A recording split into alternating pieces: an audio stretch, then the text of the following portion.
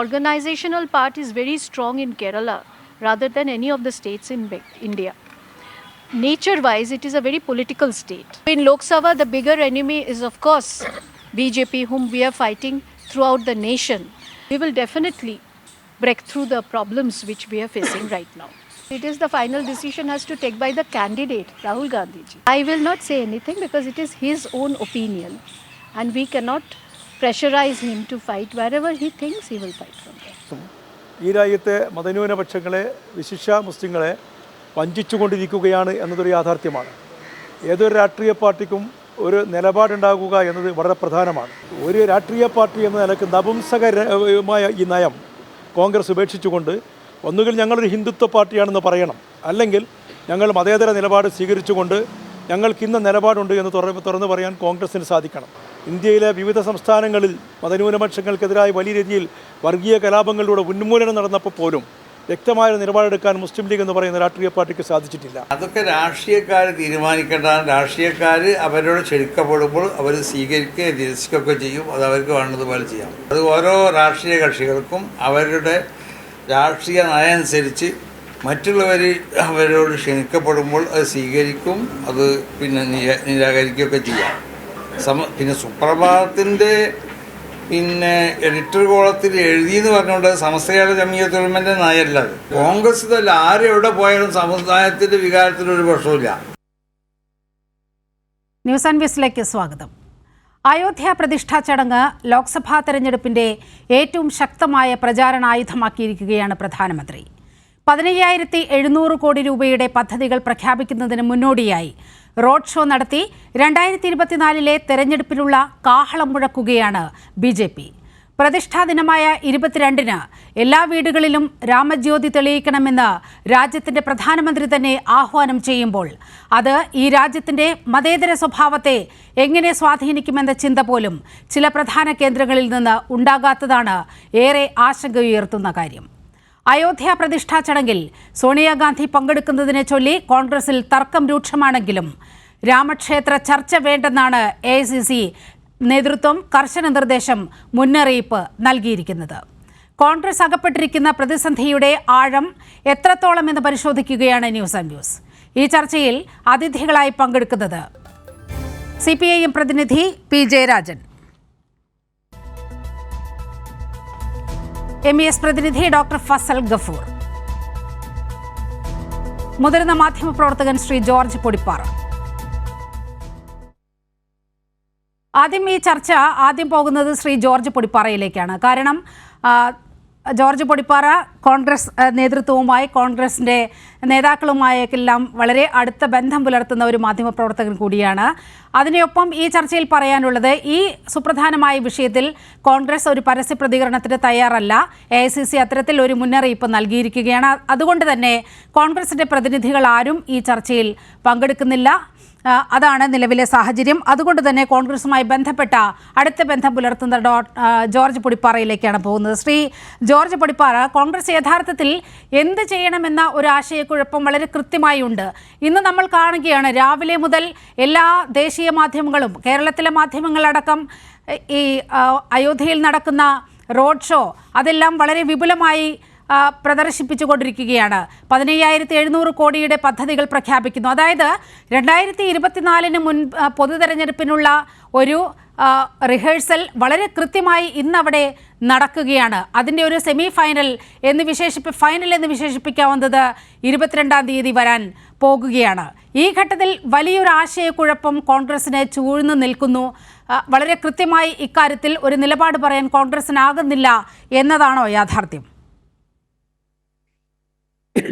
നീലിമ ഇൻട്രോയിൽ പറഞ്ഞ കാര്യങ്ങളെല്ലാം വസ്തുതയാണ്.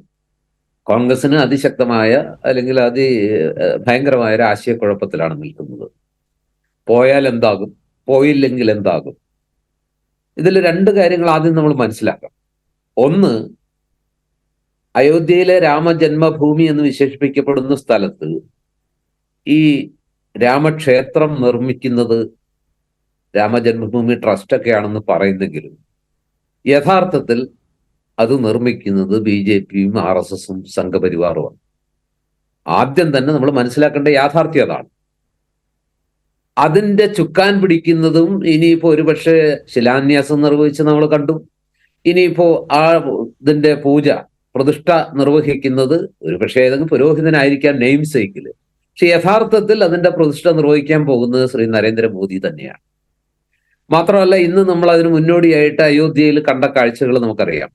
അവിടുത്തെ അത്യാധുനിക രീതിയിൽ പുനഃസൃഷ്ടിച്ച അവിടുത്തെ റെയിൽവേ സ്റ്റേഷൻ, അതുപോലെ തന്നെ ഒരുപക്ഷെ ഇന്ത്യയിലെ തന്നെ ഏറ്റവും മനോഹരമായ വിമാനത്താവളങ്ങളിലൊന്നായി മാറുന്ന ആ ഒരു പുതിയ വിമാനത്താവളം എന്ന് വേണ്ട 15,000 കോടിയുടെ പദ്ധതികൾക്ക് കൂടി വലിയ റോഡ് ഷോയ്ക്ക് ശേഷം ശ്രീ നരേന്ദ്രമോദി ഇന്ന് തുടക്കം കുറിക്കുകയാണ്. പ്രഖ്യാപനം നടന്നു കഴിഞ്ഞു. ആകെ കൂടി വായിക്കുമ്പോൾ ഏതാനും മാസങ്ങൾക്കുള്ളിൽ നടക്കാൻ പോകുന്ന ലോക്സഭാ തെരഞ്ഞെടുപ്പിന്റെ ഏറ്റവും വലിയ പ്രചരണ ആയുധമായിട്ട്, ഓരോ തെരഞ്ഞെടുപ്പിലും BJP ചില വൈകാരികതയുള്ള പ്രചരണായുധങ്ങൾ ഉപയോഗിക്കുന്നുണ്ട്. ചില സമയത്ത് അത് കാർഗിൽ പോലെയോ അല്ലെന്നുണ്ടെങ്കിൽ പുൽവാമ പോലെയൊക്കെയുള്ള ദേശീയത അത് സൃഷ്ടിക്കുന്ന, ആ ഒരു അതിവൈകാരികത സൃഷ്ടിക്കുന്ന അത്തരം വിഷയങ്ങളാണ്. ഇത്തവണ കുറെ കൂടി ഹിന്ദുത്വത്തോട് ചേർന്ന് നിൽക്കുന്ന, ഹിന്ദു വികാരത്തെ പരമാവധി ഉണർത്തുന്ന, ഇന്ത്യയിലെ ഹിന്ദുക്കളുടെ ഏറ്റവും വലിയ സങ്കല്പമോ അല്ലെങ്കിൽ ഏറ്റവും വലിയ പ്രതീകമായ അവരുടെ ആരാധനാമൂർത്തിയെ, ദൈവമോ അതിനപ്പുറത്തൊക്കെയോ ഇന്ത്യൻ പൗരുഷത്തിന്റെ, ഇന്ത്യൻ എന്താ പറയുക, വികാരത്തിന്റെ പ്രതീകവും പ്രതിബിംബവുമായിട്ടുള്ള രാമനെ തന്നെയാണ് ഈ തെരഞ്ഞെടുപ്പിലെ വജ്രായുധമായിട്ട് അവർ ഉപയോഗിക്കാൻ പോകുന്നത്.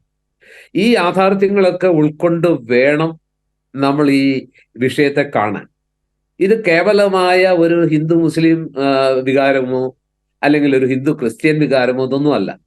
ഇതൊരു വലിയ തെരഞ്ഞെടുപ്പ് ആയുധമായിട്ട് ഉപയോഗിക്കുമ്പോൾ ഇതിനെ കേവലമായിട്ടുള്ള ജാതി വികാരത്തിന്റെ ആ ഒരു അടിസ്ഥാനത്തിൽ അല്ലെങ്കിൽ മതചിന്തകളുടെ ആ ഒരു ഇത്തിരി വട്ടത്തിൽ കാണേണ്ട ഒരു കാഴ്ചയല്ല. ഇന്ത്യ ആര് ഭരിക്കണം, അല്ലെങ്കിൽ ഇന്ത്യ BJPക്ക് തന്നെ കൊടുക്കണോ, അതല്ലെങ്കിൽ ഇന്ത്യ സഖ്യത്തിലൂടെ ഏതെങ്കിലും രീതിയിൽ ഒരു തിരിച്ചുവരവിന്, ഒരു ഫൈറ്റ് ബാക്കിന് സാധ്യതയുണ്ടോ എന്നുള്ള വിശാലമായ അർത്ഥത്തിൽ കൂടി നമ്മൾ ഇതിനെ കാണണം. ആ കാഴ്ചയിലൂടെ ചിന്തിക്കുമ്പോൾ കോൺഗ്രസ് അഭിമുഖീകരിക്കുന്ന പ്രശ്നം ചെറുതല്ല. കാരണം കേരളത്തിൽ CPM-നോ മുസ്ലിം ലീഗിനോ ഇതിനപ്പുറത്തേക്ക് വലിയ ചിന്തകളുടെ ആവശ്യമില്ല. കാരണം അവർക്ക് നഷ്ടപ്പെടാൻ ഈ പറഞ്ഞ ഹിന്ദു ബെൽറ്റിൽ 80-85 അതിനപ്പുറവും ശതമാനമുള്ള ഹിന്ദു മൃഗീയ മേധാവിത്വമുള്ള, ഹിന്ദു മതത്തിന് നിർണായക സ്വാധീനമുള്ള ഉത്തരേന്ത്യൻ സംസ്ഥാനങ്ങളോ ഹൃദയഭൂമിയിലെ സംസ്ഥാനങ്ങളോ ഇല്ല. അവിടെ പോരാട്ടം നടക്കുന്നത് ഈ പറഞ്ഞ രീതിയിൽ കോൺഗ്രസും BJPയും തമ്മിലാണ്. അവിടെ കോൺഗ്രസിനൊപ്പം നിൽക്കാൻ, അല്ലെങ്കിൽ അതാണ് യാഥാർത്ഥ്യം എന്ന് പറയുമ്പോൾ പോലും കഴിഞ്ഞ നിയമസഭാ തെരഞ്ഞെടുപ്പുകൾ നമ്മുടെ മുന്നിൽ വലിയൊരു അതിൻ്റെ ഒരു തെളിവായി നമ്മുടെ മുന്നിലുണ്ട്. അവിടെ വൻതോതിൽ മൃദു ഹിന്ദുത്വമൊക്കെ വിട്ട് തീവ്ര ഹിന്ദുത്വത്തിന്റെ പാതയിലേക്ക് കോൺഗ്രസ് പോകുന്ന കാഴ്ച കണ്ടു. കമൽനാഥ് എല്ലാം അവിടെ നടത്തിയ പ്രകടനങ്ങൾ നമ്മൾ കണ്ടതാണ്. പക്ഷേ മധ്യപ്രദേശിലും രാജസ്ഥാനിലും ഛത്തീസ്ഗഡിലും അമ്പയെ പരാജയപ്പെടുകയാണ്. അതായത് ഈ നിലപാട് ഞങ്ങൾ അംഗീകരിക്കുന്നില്ല എന്ന് കൃത്യമായി മുന്നറിയിപ്പ് തരുമ്പോൾ വീണ്ടും എന്തിനാണ് ഇത്തരത്തിൽ വീണ്ടും ഈ ഹിന്ദുത്വ കാർഡ് ഇറക്കിക്കൊണ്ട് കോൺഗ്രസ് മുന്നോട്ട് വരുന്നത് എന്ന ചോദ്യം കൂടി ഉയരുന്നില്ലേ? ശരിയാണ് നീലിമ. ഞാൻ നീലിമ പറയുന്നതിനെ പൂർണ്ണമായിട്ട് നിഷേധിക്കാൻ എനിക്ക് നല്ല കോൺഗ്രസ്സുകാർക്ക് ആർക്കും കഴിയില്ല, കോൺഗ്രസ് നേതാക്കൾക്കും കഴിയില്ല. അവർക്കും അതാണ് അതിന്റെ കൺഫ്യൂഷൻ. അവരകപ്പെട്ടിരിക്കുന്നത് ഭയങ്കരമായ ഒരു ഡൈലമയിലാണ്. എന്ത് ചെയ്യണം, എന്ത് ചെയ്യാതിരിക്കണം, അത് ചെയ്താൽ എന്ത് സംഭവിക്കും, ചെയ്തില്ലെങ്കിൽ എന്ത് സംഭവിക്കും എന്നുള്ള വലിയൊരു കൺഫ്യൂഷൻ അവരെ ഭരിക്കുന്നുണ്ട്. അതുകൊണ്ടാണ് ഇതുവരെ ഒരു തീരുമാനം എടുക്കാത്തത്. പക്ഷെ ഒപ്പം നീലിമ മധ്യപ്രദേശിന്റെയും രാജസ്ഥാന്റെയും ഛത്തീസ്ഗഡിന്റെയും കാര്യങ്ങൾ പറയുമ്പോൾ അവിടെ ഉൾക്കൊള്ളേണ്ട ഒരു യാഥാർത്ഥ്യം കൂടിയുണ്ട്. അവിടെ ഏതാണ്ട് ഒരു 35% വോട്ട്, രാജസ്ഥാനിലാണെങ്കിൽ ഏതാണ്ട് 40%-ലധികം, ഛത്തീസ്ഗഡിലും ഏതാണ്ട് അതിനടുത്ത് വോട്ടുകൾ ഇപ്പോഴും കോൺഗ്രസിന് കിട്ടിയിട്ടുണ്ട് നിയമസഭാ തെരഞ്ഞെടുപ്പിൽ. മധ്യപ്രദേശിലെ പ്രാദേശിക പാർട്ടികളെ വേണ്ട രീതിയിൽ പരിഗണിക്കാതിരുന്നതും CPM അടക്കമുള്ള പാർട്ടികളെയൊക്കെ അകറ്റി നിർത്തി അവിടെയുള്ള മറ്റ് കക്ഷികളെ, ഇന്ത്യ മുന്നണിയുടെ ഭാഗമാകേണ്ട കക്ഷികളെ നിയമസഭാ തെരഞ്ഞെടുപ്പിൽ വേണ്ടത്ര അംഗീകാരം കൊടുക്കാതെ അവരെയെല്ലാം മാറ്റി നിർത്തി കമൽനാഥിന്റെ അമിത വിശ്വാസവും അദ്ദേഹത്തിന്റെ ഹിന്ദു എന്താ പറയുക രാഷ്ട്രീയവും ഒക്കെ ഉപയോഗിച്ച് ജയിക്കാം. അതിന് അദ്ദേഹത്തെ പ്രേരിപ്പിച്ച വികാരങ്ങളിൽ ഇന്ത്യയിലെ ചാനലുകളുണ്ട്. അവരുടെ സർവേകളെല്ലാം ഏകസ്വരത്തിൽ പറഞ്ഞുകൊണ്ടേയിരുന്നു മധ്യപ്രദേശിൽ കോൺഗ്രസ് വലിയ മാർജിനിൽ ജയിക്കും, കോൺഗ്രസിന് അനുകൂലമാണ് കാര്യങ്ങൾ. ഇതെല്ലാം ആവേശം കൂട്ടി അതുകൊണ്ട് ബാർഗെയിൻ ചെയ്യാൻ നിന്ന പാർട്ടികളെയെല്ലാം നിഷ്കരണം തള്ളിക്കൊണ്ട് ഒറ്റയ്ക്ക് നിന്നു, മത്സരിച്ചു. അതിന് മൃദു ഹിന്ദുത്വമാണോ അതോ ഹിന്ദുത്വമാണോ എന്ത് കളിച്ചാലും അവിടെ രണ്ട് ഹിന്ദുത്വങ്ങൾ ഇത് ചെയ്യുമ്പോൾ നമ്മൾ പറയാറില്ലേ പലപ്പോഴും ഒറിജിനൽ ഉള്ളപ്പോൾ പിന്നെ എന്തിനാ ഡ്യൂപ്ലിക്കേറ്റ് എന്ന്. BJP കളിക്കുന്ന അതേ ഹിന്ദുത്വം കോൺഗ്രസ് കളിക്കാൻ ശ്രമിച്ചാൽ കോൺഗ്രസിന് അതുകൊണ്ട് പലപ്പോഴും ഉദ്ദേശിക്കുന്ന നേട്ടം കിട്ടില്ല. പക്ഷെ ഒട്ടും കളിക്കാതിരുന്നാൽ അല്ലെങ്കിൽ ഒട്ടും ആ ഹിന്ദു വികാരവുമായി ചേർന്ന് പോകുന്നില്ലെങ്കിൽ അത് ഏത് രീതിയിലാണ് ബാധിക്കുക? നമ്മൾ 51-ല് നെഹ്റു ചെയ്ത ഒരു കാര്യം, കോൺഗ്രസ് നേരിടുന്ന കൺഫ്യൂഷൻ എന്ന് പറയുന്നത് താങ്കൾ പറഞ്ഞ് അവസാനിപ്പിച്ച ആ പോയിന്റാണ്. ഞാൻ അങ്ങയിലേക്ക് വരാം. ശ്രീ പി ജയരാജൻ, ഈ ഒരു കൺഫ്യൂഷനാണ് കോൺഗ്രസിനെ വലിയ തോതിൽ ബാധിച്ചിരിക്കുന്നത്. വളരെ കൃത്യമായി ഒരു മറുപടി പറയാൻ കഴിയുന്നില്ല. ആദ്യം തന്നെ ഈ ഒരു ഇത്തരത്തിൽ രാമക്ഷേത്ര ട്രസ്റ്റിന്റെ ക്ഷണം വന്നപ്പോൾ അത് കോൺഗ്രസ് സ്വീകരിച്ചു. കോൺഗ്രസിന്റെ സോണിയാഗാന്ധി ഉൾപ്പെടെയുള്ളവർ ഈ ക്ഷണം സ്വീകരിച്ച ആ ചടങ്ങിൽ പങ്കെടുക്കുമെന്ന് ആദ്യം പറയുന്നത് ദിഗ്വിജയ് സിംഗ് ആണ്. അതോടുകൂടി ഇത് വലിയ വിവാദമാകുകയാണ്. ഒപ്പം ഈ പരസ്യ പ്രസ്താവന വിലക്കിക്കൊണ്ട് AICC നിർദ്ദേശം പുറപ്പെടുവിച്ചു. ഈ വിഷയത്തിൽ വളരെ കൃത്യമായി അഭിപ്രായം പറയാൻ പോലും ആർക്കും കഴിയുന്നില്ല. ഇവിടെ നോക്കൂ, VM സുധീരൻ ഇന്ന് നടന്ന KPCC നിർവാഹക സമിതി യോഗത്തിലെല്ലാം അത്തരത്തിലൊരു വിഷയം ഉയർത്താൻ ശ്രമിച്ചു. പക്ഷേ അദ്ദേഹത്തെ അടിച്ചിരുത്തുന്ന രീതിയിലാണ് അവിടെ ചർച്ച ഉയർന്നു വന്നത് എന്നാണ് മനസ്സിലാക്കുന്നത്. ഒരു തരത്തിലും കോൺഗ്രസ് പ്രതിനിധികൾ ഈ RSS വിഭാവനം ചെയ്യുന്ന പ്രധാനമന്ത്രി മോഡി, അമിത്ഷാ, അതുപോലെ RSS മേധാവി പങ്കെടുക്കുന്ന ഈ പരിപാടിയിൽ പോകരുത് എന്ന് വളരെ കൃത്യമായി നമുക്ക് എടുത്തുദാഹരിക്കാവുന്നത് സുധീരനെ പോലുള്ള ആളുകളാണ്. സുധീരനെ പോലുള്ള ആളുകൾ വളരെ കൃത്യമായി പറയുന്നുണ്ട്. പക്ഷേ അത്തരത്തിൽ ഒരു എതിർ ശബ്ദം പോലും വേണ്ട എന്ന രീതിയിൽ ഇങ്ങനെ അടിച്ചമർത്തിയാൽ ഇത് 2024-ലെ പൊതു തെരഞ്ഞെടുപ്പിൽ ഇന്ത്യ സഖ്യം എന്ത് പറയും ജനങ്ങളോട്?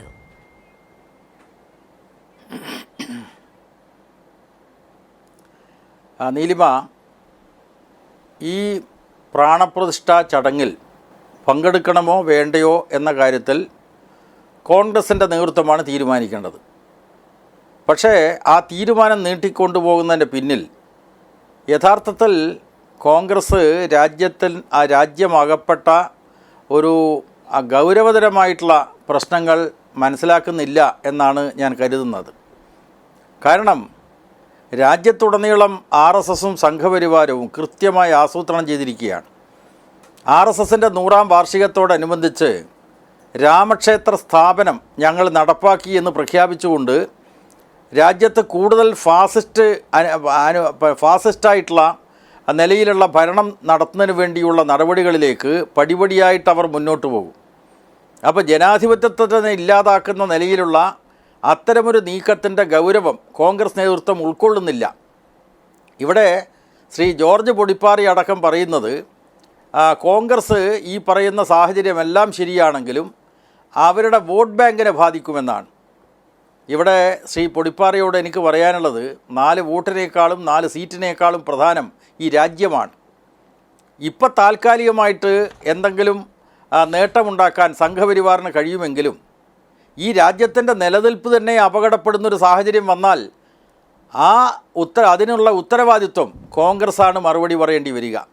കാരണം കോൺഗ്രസ് രാജ്യത്തിലെ മുഖ്യ വിപത്തായി BJPയെ കണക്കാക്കുകയും BJPയെ അധികാര സ്ഥാനത്ത് നിന്ന് പുറത്താക്കാൻ വേണ്ടി ഇന്ത്യ എന്ന ഒരു പൊതുവേദിക്ക് രൂപം കൊടുക്കുകയും അതിൽ പ്രധാനപ്പെട്ട പങ്കുവഹിക്കുകയും ചെയ്യുന്ന കോൺഗ്രസ് ഈ പ്രാണപ്രതിഷ്ഠാ ചടങ്ങിൻ്റെ അപകടകരമായിട്ടുള്ള തലം തിരിച്ചറിയുന്നില്ല എന്നതാണ് ഏറ്റവും പ്രധാനം.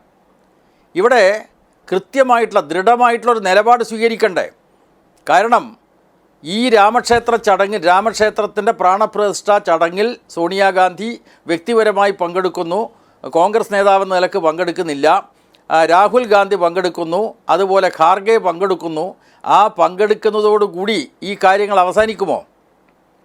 ഞാൻ പൊടിപ്പാറയോട് ചോദിക്കുകയാണ്, പ്രേക്ഷകരോട് ചോദിക്കുകയാണ്. അപകടകരമായിട്ടൊരു തലത്തിലേക്ക് രാജ്യം നീങ്ങിക്കൊണ്ടിരിക്കുന്നു എന്നതാണ് ഇന്നലെയും ഇന്നുമായി രാജ്യത്തിൻ്റെ വിവിധ മേഖലകളിൽ നടക്കുന്ന സംഭവങ്ങളെക്കുറിച്ചുള്ള റിപ്പോർട്ട്. ഞാൻ മനസ്സിലാക്കുന്നത് ഗുജറാത്തിലെ കച്ച് ജില്ലയിൽ അവിടെ അഞ്ചാർ എന്ന് പറയുന്ന ഒരു പ്രദേശത്ത് 22-ാം തീയതി കാണിച്ചു തരാം എന്ന് പറഞ്ഞിട്ട് ഒരു മുസ്ലിം യുവാവിനെ ഭീഷണിപ്പെടുത്തിയതിന് ഒരു കേസ് രജിസ്റ്റർ ചെയ്തിട്ടുണ്ട്, FIR ഇട്ടിട്ടുണ്ട്. ആ കേസിൻ്റെ ഭാവി എന്താവും എന്ന് പറയാനാവില്ല. 22-ാം തീയതി കാണിച്ചു തരാമെന്നാണ്. ജയ് ശ്രീരാം മുദ്രാവാക്യം വിളിക്കണമെന്ന് ഒരു ഇസ്ലാം മതവിശ്വാസിയായിട്ടുള്ള യുവാവിനോട് പറഞ്ഞത് അനുസരിക്കാതെ കയർത്ത് സംസാരിച്ചതിൻ്റെ പേരിൽ അദ്ദേഹത്തെ ഭീഷണിപ്പെടുത്തുന്നു. 22-ാം തീയതി കാണിച്ചു തരാം. അപ്പോൾ ജനുവരി 22 ഒരു പ്രധാനപ്പെട്ട ഒരു സന്ധി ദിവസമാണ്, ഒരു മുഹൂർത്തമാണ്. ആ മുഹൂർത്തത്തിലേക്ക് രാജ്യത്തിൻ്റെ ആകെ തന്നെ ശ്രദ്ധ തിരിച്ചുകൊണ്ട് 1948 ജനുവരി 30 മഹാത്മാഗാന്ധി വധത്തിലേക്ക് എത്തിച്ചിട്ടുള്ള ഒരു സാഹചര്യം ഉണ്ടല്ലോ.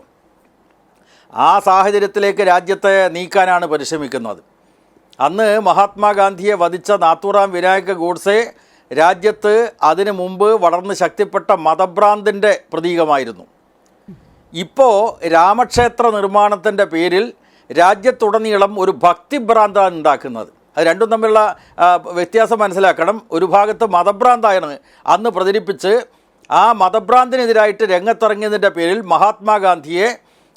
മഹാത്മാഗാന്ധി എന്ന ഹിന്ദുമത വിശ്വാസിയെ, അതാണ് അദ്ദേഹം താനൊരു കറകളഞ്ഞ ഹിന്ദുവാണ് എന്ന് പ്രഖ്യാപിച്ച ആൾ കൂടിയാണ്.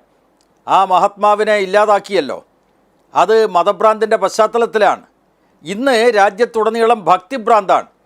ഞാൻ കർണാടകത്തിൽ നിന്ന് ഈ കഴിഞ്ഞ ദിവസങ്ങളിൽ നടത്തിയിട്ടുള്ള ആ സംഘപരിവാരത്തിൻ്റെ പ്രചരണത്തെക്കുറിച്ച് മനസ്സിലാക്കി. അവിടെ അക്ഷത എന്ന പേരിൽ ഒരു പരിപാടി സംഘടിപ്പിക്കുകയാണ്. ഇത് അയോധ്യയിലാണ് രാമക്ഷേത്രത്തിൻ്റെ പ്രാണപ്രതിഷ്ഠാ ചടങ്ങ് നടക്കുന്നതെങ്കിലും കർണാടകം എന്ന് പറയുന്ന കോൺഗ്രസ് ഭരിക്കുന്ന സംസ്ഥാനത്ത് ഓരോ വില്ലേജിലും എല്ലാ വീടുകളിലും ചെന്ന് സംഘപരിവാരത്തിൻ്റെ ആളുകൾ വീടുകളിൽ ചെന്ന് അരിയും മഞ്ഞളും, അതാണ് മഞ്ഞൾ ചേർത്ത അരി, ആ അരി വാങ്ങിക്കൊണ്ട് എല്ലാവരെയും ഈ രാമക്ഷേത്ര നിർമ്മാണത്തിൽ പങ്കാളികളാക്കുന്നു. അയോധ്യയിലെ രാമക്ഷേത്രത്തിൻ്റെ പിന്നിൽ എല്ലാ വിശ്വാസികളും അണിനിരക്കണം എന്ന നിലക്ക് എല്ലാ വീടുകളും കയറിയിടേണ്ട അക്ഷതാ പരിപാടി നടത്തുന്നതായിട്ടാണ് ഞാൻ മനസ്സിലാക്കുന്നത്. അതിൻ്റെ മുൻപന്തിയിൽ BJPയുടെ MP-മാരടക്കം നിൽക്കുകയാണ്. ഹനുമാൻ ജയന്തി ഇതോടനുബന്ധിച്ച് ആഘോഷിക്കുകയാണ്. അതിൽ കോൺഗ്രസ് നേതാക്കന്മാരും അതുപോലെ തന്നെ ജനതാദൾ എസിൻ്റെ നേതാക്കന്മാരും ഒക്കെ പങ്കെടുക്കുന്നതായിട്ടാണ് വിവരം. മഹാരാഷ്ട്രയിൽ ദീപോത്സവം സംഘടിപ്പിക്കുന്നു. ബോംബെയിലും മറ്റും അവിടെ ഓരോ വീട്ടിലും ചെന്നിട്ട് 22 ദീപം കത്തിക്കണം. ഇന്നിപ്പോൾ നരേന്ദ്രമോദി തന്നെ ആഹ്വാനം ചെയ്തിട്ടുണ്ട് 140 കോടി ഇന്ത്യക്കാരുടെ വീടുകളിലും രാമക്ഷേത്രത്തിൻ്റെ പ്രാണപ്രതിഷ്ഠാ ചടങ്ങിനോടനുബന്ധിച്ച് ദീപോത്സവം നടത്തണം, ദീപം കത്തിക്കണം എന്നാവശ്യപ്പെട്ടിരിക്കുകയാണ്. മഹാരാഷ്ട്രയിൽ അത് ഗ്രാസ് റൂട്ട് ലെവലിൽ അതിൻ്റെ പ്ലാനിങ് നടത്തിക്കഴിഞ്ഞിരിക്കുകയാണ്. അതുപോലെ തന്നെ ഇവിടെ ഗുജറാത്തിൻ്റെ കാര്യം ഞാൻ പറഞ്ഞു. എൻ്റെ കൈവശമുള്ളത് മഹാരാഷ്ട്രയിലെ ഒരു യൂണിവേഴ്സിറ്റി വൈസ് ചാൻസലർ ഇറക്കിയിട്ടുള്ള ഒരു സർക്കുലറിൻ്റെ കോപ്പിയാണ്. അവിടെ യശ്വന്തറാവു ചവാൻ മഹാരാഷ്ട്ര ഓപ്പൺ യൂണിവേഴ്സിറ്റി നാസിക്കിൽ ഇതാണ്. ആ നാസിക്കിലുള്ള ഈ ഓപ്പൺ യൂണിവേഴ്സിറ്റിയുടെ വൈസ് ചാൻസലർ വിദ്യാർത്ഥികളോടും അധ്യാപകന്മാരോടും പറയുന്നത് ഈ രാമക്ഷേത്രത്തിൻ്റെ പ്രാണപ്രതിഷ്ഠാ ചടങ്ങ് നടക്കുകയാണ്, അതിന് പിന്തുണ പ്രഖ്യാപിച്ചുകൊണ്ട് യൂണിവേഴ്സിറ്റിയിൽ ഒരു പരിപാടി നടത്തണം, അതിന് എല്ലാ വിദ്യാർത്ഥികളും അണിചേരണം എന്നതാണ്. ഇന്ന് രാവിലെ ആ പരിപാടി നടന്നതായിട്ടാണ് ഞാൻ മനസ്സിലാക്കുന്നത്. അപ്പോൾ യഥാർത്ഥത്തിൽ ഞാൻ നേരത്തെ പറഞ്ഞതുപോലെ രാജ്യത്തുടനീളം ഒരു ഭക്തിഭ്രാന്ത് സൃഷ്ടിച്ച് അതിൻ്റെ അടിസ്ഥാനത്തിലുള്ള ഹിന്ദു വോട്ട് ബാങ്കിൻ്റെ ഭൂരിപക്ഷത്തോടുകൂടി 2024 വീണ്ടും അധികാരത്തിൽ വരാനുള്ള കൃത്യമായിട്ടുള്ള അജണ്ട നടപ്പാക്കുന്ന അവസരത്തിൽ BJPയെ തോൽപ്പിക്കാൻ വേണ്ടി ഇന്ത്യ എന്ന ഒരു പൊതുവേദി ഉണ്ടാക്കി പരിശ്രമിക്കുമെന്ന് പ്രഖ്യാപിക്കുന്ന കോൺഗ്രസ് അതൊക്കെ ഉപേക്ഷിക്കുകയാണ്. കോൺഗ്രസിന് അഖിലേന്ത്യാ നേതൃത്വമില്ല, ആശയദാർഢ്യമില്ല. ഞാനിവിടെ പറയുന്നത് നമ്മുടെ ചരിത്രത്തിൽ സ്വാതന്ത്ര്യത്തിന് ശേഷം ഈ ബാബരി മസ്ജിദ് കെട്ടിടത്തിനകത്ത് ഇതേ അയോധ്യയിൽ ഒരു ദിവസം രാത്രി രാമവിഗ്രഹം പ്രത്യക്ഷപ്പെട്ടപ്പോൾ ഇന്ത്യയുടെ പ്രധാനമന്ത്രിയായിട്ടുള്ള നെഹ്റു, ആ നെഹ്റുവിൻ്റെ കോൺഗ്രസ് അല്ലേ ഇപ്പോൾ സോണിയാഗാന്ധിയും രാഹുൽ ഗാന്ധിയും മല്ലികാർജുന ഖാർഗെയും ഒക്കെ നയിച്ചുകൊണ്ടിരിക്കുന്നത്. ആ കോൺഗ്രസിൻ്റെ അന്നത്തെ പ്രധാനമന്ത്രിയായിട്ടുള്ള നെഹ്റു പറഞ്ഞു, അവിടുത്തെ മുഖ്യമന്ത്രിയോട് പറഞ്ഞു, ആ സരയൂ നദിയിലേക്ക് ആ രാമശില അത് ഏതൊരു ആൾ കൊണ്ടുവച്ചതാണ് എന്ന് കൃത്യമായ ബോധ്യമുള്ള നെഹ്റു അത് സരയൂ നദിയിലേക്ക് വലിച്ചെറിയൂ എന്ന ദൃഢമായിട്ടുള്ള നിലപാടെടുത്ത നെഹ്റുവിൻ്റെ പാർട്ടിയാണ് ഇന്ന് അങ്ങേയറ്റം സന്നിഗ്ധാവസ്ഥയിൽ നിൽക്കുന്നത്, സംശയത്തിൽ നിൽക്കുന്നത്. തീർച്ചയായിട്ടും അത് മൃദുഹിന്ദുത്വ നിലപാടാണ്. തീർച്ചയായും ആ മൃദുഹിന്ദുത്വ നിലപാടിന്റെ അപകടമാണ് ഞാൻ ഇവിടെ ചൂണ്ടിക്കാണിച്ചത്. ആ അപകടമാണ് രാജ്യവ്യാപകമായി വരുന്ന അപകടമാണ് ശ്രീ പി ജയരാജൻ ചൂണ്ടിക്കാട്ടിയത്. ഞാൻ അങ്ങയിലേക്ക് വരാം. ശ്രീ ഫസൽ ഗഫൂർ, നെഹ്റുവിയൻ കാലഘട്ടത്തിൽ നിന്ന് തുടങ്ങി അതിൽ വളരെ കൃത്യമായി നെഹ്റു ഇപ്പോൾ ഈ രാമവിഗ്രഹം എടുത്ത് സരയൂ നദിയിൽ എറിഞ്ഞു കളയാൻ ഉത്തരവിട്ട നെഹ്റുവിൻ്റെ കാലത്ത് നിന്നും ഇപ്പോൾ മല്ലികാർജ്ജുൻ ഖാർഗെയിലേക്ക് ഇത് എത്തി നിൽക്കുമ്പോൾ, ഈ നേതൃത്വം എത്തി നിൽക്കുമ്പോൾ കോൺഗ്രസ് കൃത്യമായി ഒരു മറുപടിയും പറയാനാകാതെ വിറയ്ക്കുകയാണ്. യഥാർത്ഥത്തിൽ കോൺഗ്രസ് ഈ BJP ഉയർത്തിവിട്ടിരിക്കുന്ന ഈ ഒരു ഹിന്ദു പ്രഭാവത്തിൽ, ഈ ഭക്തി പ്രഭാവത്തിൽ വിറച്ചു നിൽക്കുകയാണ് യഥാർത്ഥത്തിൽ കോൺഗ്രസ്. ആരാണ് ഈ വിഷയത്തിൽ മറുപടി പറയേണ്ടത്? ഒന്നുകിൽ സോണിയാഗാന്ധി മറുപടി പറയണം, അല്ലെങ്കിൽ രാഹുൽ ഗാന്ധി മറുപടി പറയണം, അതുമല്ലെങ്കിൽ മല്ലികാർജ്ജുൻ ഖാർഗെ മറുപടി പറയണം. ഇതൊന്നും ഉണ്ടാകുന്നില്ല. എതിർ സ്വരങ്ങളെ പുറത്തു വരാൻ പോലും അനുവദിക്കുന്നില്ല. ഇതാണോ കോൺഗ്രസിൽ നിന്ന് ഈ രാജ്യം പ്രതീക്ഷിക്കേണ്ടത്? ഞാൻ ആദ്യം തന്നെ കോൺഗ്രസിൻ്റെ അവസ്ഥ പറയാണ്. തുടക്കത്തിൽ ശ്രീ ജയരാജൻ പറഞ്ഞത് തിരുത്താം. നെഹ്റു അതുകൊണ്ട് സരിവിൽ കളയാൻ പറഞ്ഞു. മുഖ്യമന്ത്രി ഗോവിന്ദ് വല്ലഭ് പന്ത്, അദ്ദേഹം പട്ടേൽ വർഷക്കാരനായിരുന്നു. ആദ്യം തുടക്കം തൊട്ടിട്ടേ പന്ത്, മനസ്സിലല്ലേ? അദ്ദേഹം എന്ത് ചെയ്യുമെന്ന് പറഞ്ഞാൽ അതൊന്നും അദ്ദേഹം അനുസരിച്ചില്ലാതെ മാത്രമല്ല, അവിടുത്തെ മലയാളിയായിട്ടുള്ള ഡിസ്ട്രിക്ട് മജിസ്ട്രേറ്റ് ആയിരുന്നാണ് എൻ്റെ ഓർമ്മ, അദ്ദേഹത്തോട് പറഞ്ഞു അതൊന്നും ചെയ്യേണ്ടെന്ന് പറഞ്ഞ് അദ്ദേഹം അവൻ്റെ പൂട്ടുകൾ തുറന്നു വെക്കാനുള്ള വിധത്തിലാണ്. അല്ലാതെ ആ ബിംബം എടുത്ത് മാറ്റാൻ പറ്റിയിട്ടില്ല നെഹ്റു, അല്ലേ? ശരിയല്ലേ ശ്രീ ജയരാജൻ? നെഹ്റുവിന് ആ ബിംബം എടുത്ത് മാറ്റാൻ പറ്റിയില്ല എന്നുള്ളതാണ് ഒരു വസ്തുത. ഞാൻ പറഞ്ഞാൽ മനസ്സിലായില്ലേ? യെസ്. അപ്പൊ അന്ന് തൊട്ടത്തെ കോൺഗ്രസ് നിലപാടാണ് ഞാൻ പറഞ്ഞു വരുന്നത്. പക്ഷേ അത് എടുത്തു കളയാൻ നിലപാട് അതാണ് ഞാൻ പറഞ്ഞത്. അത് സമ്മതിച്ചു. പക്ഷെ അത് നെഹ്റു ആണ്. അതെ, അത് ആർജവം ഡയലോഗിൽ അത് നടന്നുള്ളൂന്നില്ല. അത് ഞാൻ വെച്ചാൽ അപ്പൊ അതേ ഇത് തന്നെയാണ് കോൺഗ്രസിന് എല്ലാ സമയത്തും ഉണ്ടായിട്ടുള്ളത്. ഞാൻ വരട്ടെ അങ്ങോട്ടേക്ക്. മനസ്സിലായില്ലേ? PV നരസിംഹറാവുവിന്റെ സമീപനമാണോ ഉണ്ടായിരുന്നത് കോൺഗ്രസിന്? ഭൂരിപക്ഷം ആൾക്കാർക്ക് അല്ല. വേണ്ട, നമുക്കൊരു കാര്യം നോക്കാം. അതിനുശേഷം ഈ ബാബരി മസ്ജിദ് പൊളിച്ചതിന് ശേഷം ഇലക്ഷൻ നടന്നു, പിരിച്ചുവിട്ടു. അത് കോൺഗ്രസ് തന്നെ പിരിച്ചുവിട്ടത്, ഗവൺമെൻറ്റുകളെ, രാജസ്ഥാനും മധ്യപ്രദേശും ഒക്കെ. പക്ഷേ ജനങ്ങൾ ആർക്ക് വോട്ട് ചെയ്തു? BJPക്ക് എതിരായിട്ട് വോട്ട് ചെയ്തു. എന്നിട്ട് അവിടെ കോൺഗ്രസ് ഗവൺമെൻറ് തന്നെ തിരിച്ചു വന്നു. അപ്പോൾ കോൺഗ്രസ് ഹൈക്കമാൻഡ് കാര്യങ്ങൾ അന്നും പഠിക്കുന്നില്ല, ഇപ്പോഴും പഠിക്കുന്നില്ല എന്നാണ് ഞാൻ പറഞ്ഞു വരുന്നത്. നേതൃത്വം ഒന്ന് പറയുമെങ്കിൽ താഴത്തുള്ളവർ വേറെ ഒന്ന് ചെയ്യും, അല്ലെങ്കിൽ നേതൃത്വം ഒന്നും പറയാതിരിക്കും. ഇപ്പം എന്താ നടക്കണമെന്ന് വെച്ചാൽ നേതൃത്വം ഒന്നും പറയുന്നില്ല. ദിവസങ്ങളോളം പോയിട്ട് പോലും മറ്റുള്ള പാർട്ടികൾ, ഞാൻ പറയട്ടെ, ഇനി നമ്മൾ ബാബറി മസ്ജിദ് പൊളിക്കാൻ പ്ലാനിട്ട ടീമാണ്, അല്ലെങ്കിൽ പൊളിച്ചതിൽ പങ്കെടുത്ത ടീമാണ് ഉദ്ധവ് താക്കറെ, അദ്ദേഹത്തിൻ്റെ ശിവസേന. അന്ന് അദ്ദേഹത്തിൻ്റെ പിതാവായിരുന്നല്ലോ ഓൾ ഇൻ ഓൾ, അതായത് നമ്മുടെ ശിവസേനയുടെ ഠാക്കറെ അദ്ദേഹം. അപ്പോൾ ബാൽ ഠാക്കറെ. അപ്പോൾ അദ്ദേഹം പറഞ്ഞിരിക്കുന്നത് എന്താ അറിയോ? ഇത് രാഷ്ട്രീയമാണ്, അതുകൊണ്ട് ഞങ്ങൾ പങ്കെടുക്കൂല. ഞങ്ങൾ തന്നെയാണ് പൊളിച്ചത്, ഞങ്ങൾ അംഗീകരിക്കുന്നുണ്ട്, ഞങ്ങൾ രാമൻ്റെ ആൾക്കാരാണ്, പക്ഷെ ഞങ്ങൾ പങ്കെടുക്കൂല. അതൊരു സ്റ്റാൻഡാണല്ലോ. ഇനി അടുത്ത കാര്യം പറഞ്ഞുതരാം. നമ്മളിവിടെ വെറുതെ ഇരുന്ന് പറയാണ് ഇതെല്ലാം എന്തോ രാമനാണെന്നൊക്കെ. ഇത് രാമനെ ഒരു രാഷ്ട്രീയമായിട്ടുള്ള ദൈവമാക്കാനുള്ള ശ്രമമാണ്. രാമൻ ഇന്ത്യയിൽ മൊത്തമുള്ള ഒരു ദൈവം എന്നല്ല. ഞാനിപ്പോൾ പഠിച്ചു പറഞ്ഞുതരാം. ഉത്തർപ്രദേശിന് അപ്പുറത്ത് കിടക്കുന്ന സ്റ്റേറ്റ് ബീഹാർ, അത് കൃഷ്ണനാണ് അവിടുത്തെ ഏറ്റവും വലിയ ഡേറ്റി. അതിനപ്പുറത്ത് കിടക്കുന്ന ഒറീസ, അവിടെ ജഗന്നാഥൻ, അതും കൃഷ്ണൻ തന്നെയാണ്, മനസ്സിലല്ലേ? അവിടുത്തെ ഡേറ്റി. അപ്പം നമ്മൾ വിചാരിക്കണ മാതിരി ഒരു ദൈവത്തെ അടിച്ചേൽപ്പിക്കാൻ നോക്കിയാൽ തീർച്ചയായിട്ടും ഒരു സംശയവും വേണ്ട. നമ്മൾ നേരത്തെ പറഞ്ഞ രാജസ്ഥാനിലും മധ്യപ്രദേശിലും ഇപ്പം ഈവൻ മഹാത്മാഗാന്ധി വരെ രാമരാജ്യം, അദ്ദേഹം മരിക്കുമ്പോൾ റാം എന്ന് പറഞ്ഞാൽ മരിച്ചു. പക്ഷെ അതൊരു പ്രദേശത്താണ്. ഇനി തെക്കേ ഇന്ത്യയുടെ ദ്രാവിഡ സ്റ്റേറ്റുകൾ നോക്കുക. ഇവിടെ ശ്രീരാമനുണ്ടോ? ഇവിടുത്തെ മുഖ്യമന്ത്രിമാരെ ഞാൻ പറയാലോ, മനസ്സിലല്ലേ? നമ്മുടെ ജഗൻമോഹൻ റെഡ്ഡി ക്രിസ്ത്യാനിയാണ്, നമ്മുടെ സിദ്ധരാമയ്യ അദ്ദേഹം നിരീശ്വരവാദിയാണ്, പിണറായി വിജയൻ നിരീശ്വരവാദിയാണ്, നമ്മുടെ സ്റ്റാലിൻ നിരീശ്വരവാദിയാണ്. അപ്പോൾ ഈ രാമനെ അങ്ങനെ അങ്ങോട്ട് ചെലവാക്കാൻ നോക്കിയാൽ ഒന്നും നടക്കണ കാര്യമല്ല. അതൊക്കെ സ്വതമായി ഇന്ത്യ അതിനെ തടുക്കും. പക്ഷേ ഇന്ത്യയുടെ നേതൃത്വം കൊടുക്കുന്ന, ഇന്ത്യ എന്ന അലയൻസിന് നേതൃത്വം കൊടുക്കുന്ന കോൺഗ്രസ് ഇത്തരത്തിൽ, മനസ്സിലായില്ല, ഒരു തരത്തിലും ഒരു ഐഡിയ ഇല്ലാതെ നടക്കുകയാണെങ്കിൽ അത് വലിയ പരിക്ക് പറ്റും എന്നുള്ളതാണ് വിഷയം. അപ്പോൾ ഞാൻ ഒരിക്കൽ കൂടി പറയാൻ ആഗ്രഹിക്കുന്നത് എന്താണെന്ന് വെച്ചിട്ടുണ്ടെങ്കിൽ, ഈ ശ്രീരാമനെതിരെ നമ്മുടെ കർസേവകൾക്കെതിരായിട്ട് വെടിവെച്ചു മുലായം സിംഗ്, അദ്ദേഹം മുഖ്യമന്ത്രിയായില്ലേ? അതിനുശേഷം അദ്ദേഹത്തിൻ്റെ പുത്രൻ മുഖ്യമന്ത്രിയായില്ലേ അവിടെ ബീഹാറിൽ? ഇത്രയും കൊല്ലം 1990 ശേഷം ഇത്ര വലിയ അയോധ്യ സമസ്തിപൂറിൽ വെച്ചിട്ട് അദ്വാനിയുടെ രഥയാത്ര തടഞ്ഞിട്ട് പോലും ഈ 33 കൊല്ലമായിട്ട്, എൻ്റെ ഓർമ്മ ശരിയാണ്, 1990 തൊട്ടിട്ട് ജനതാദൾ അല്ലെങ്കിൽ അതിൽ നിന്ന് വന്നിട്ടുള്ള RJD അല്ലെങ്കിൽ JDU അവരാണ് ഭരിക്കുന്നത്. അപ്പോൾ അങ്ങനെ നമ്മൾ ദീപം തെളിയിപ്പിക്കണം എന്ന് പറഞ്ഞാലൊന്നും ഇന്ത്യയിലെ ജനങ്ങൾ അങ്ങനെയൊന്നും ദീപം രാഷ്ട്രീയമായിട്ട് ദീപം ഉദാഹരണം പറഞ്ഞുതരാം. ഒരു ഹൈന്ദവ മതത്തിൽപ്പെട്ട ഒരു വ്യക്തിയോട് രാഷ്ട്രീയമായിട്ട് ദീപം തെളിയിക്കണം എന്ന് പറഞ്ഞാൽ അദ്ദേഹം തെളിയിക്കൂല. അദ്ദേഹം കമ്മ്യൂണിസ്റ്റുകാരനാണെങ്കിൽ, ഹൈന്ദവനാണ്, കമ്മ്യൂണിസ്റ്റുകാരനാണ്, അദ്ദേഹം തെളിയിക്കൂല. അത് തന്നെയാണ് DMKയുടെ അവിടെ നടക്കാൻ പോകുന്നത്. പക്ഷേ ഇതിനൊക്കെ നേതൃത്വം കൊടുക്കുന്ന കോൺഗ്രസ് എന്ന പാർട്ടിക്ക് അറ്റ്ലീസ്റ്റ് സൈദ്ധാന്തികമായിട്ടുള്ള ചിന്തകളിലും വേണ്ടേ? അതിന് പകരമായിട്ട് നേരത്തെ ശ്രീ ജയരാജൻ പറഞ്ഞ മാതിരി അപ്പുറത്ത് കുറച്ച് വോട്ട് കിട്ടുമോ ഇപ്പുറത്ത് കുറച്ച് വോട്ട് കിട്ടുമോ എന്നുള്ള ചിന്ത. പിന്നെ മറ്റൊരു കാര്യം കൂടെ ഞാൻ പറയാൻ ആഗ്രഹിക്കുന്നു. ഇവിടുത്തെ ഗിരിവർഗ്ഗക്കാർ, ഇവിടുത്തെ ദളിത് വിഭാഗങ്ങൾ, ഇവിടുത്തെ ന്യൂനപക്ഷങ്ങൾ, അവർക്ക് ഈ ശ്രീരാമനായിട്ട് വലിയ ബന്ധമൊന്നുമില്ലല്ലോ, മനസ്സിലായോ? അപ്പോൾ അത് തീർച്ചയായിട്ടും അവരത് ശ്രമിക്കും. അത് അത്തരത്തിലുള്ള ഇത് പല പരിപാടികളും അവർ ആവിഷ്കരിക്കും.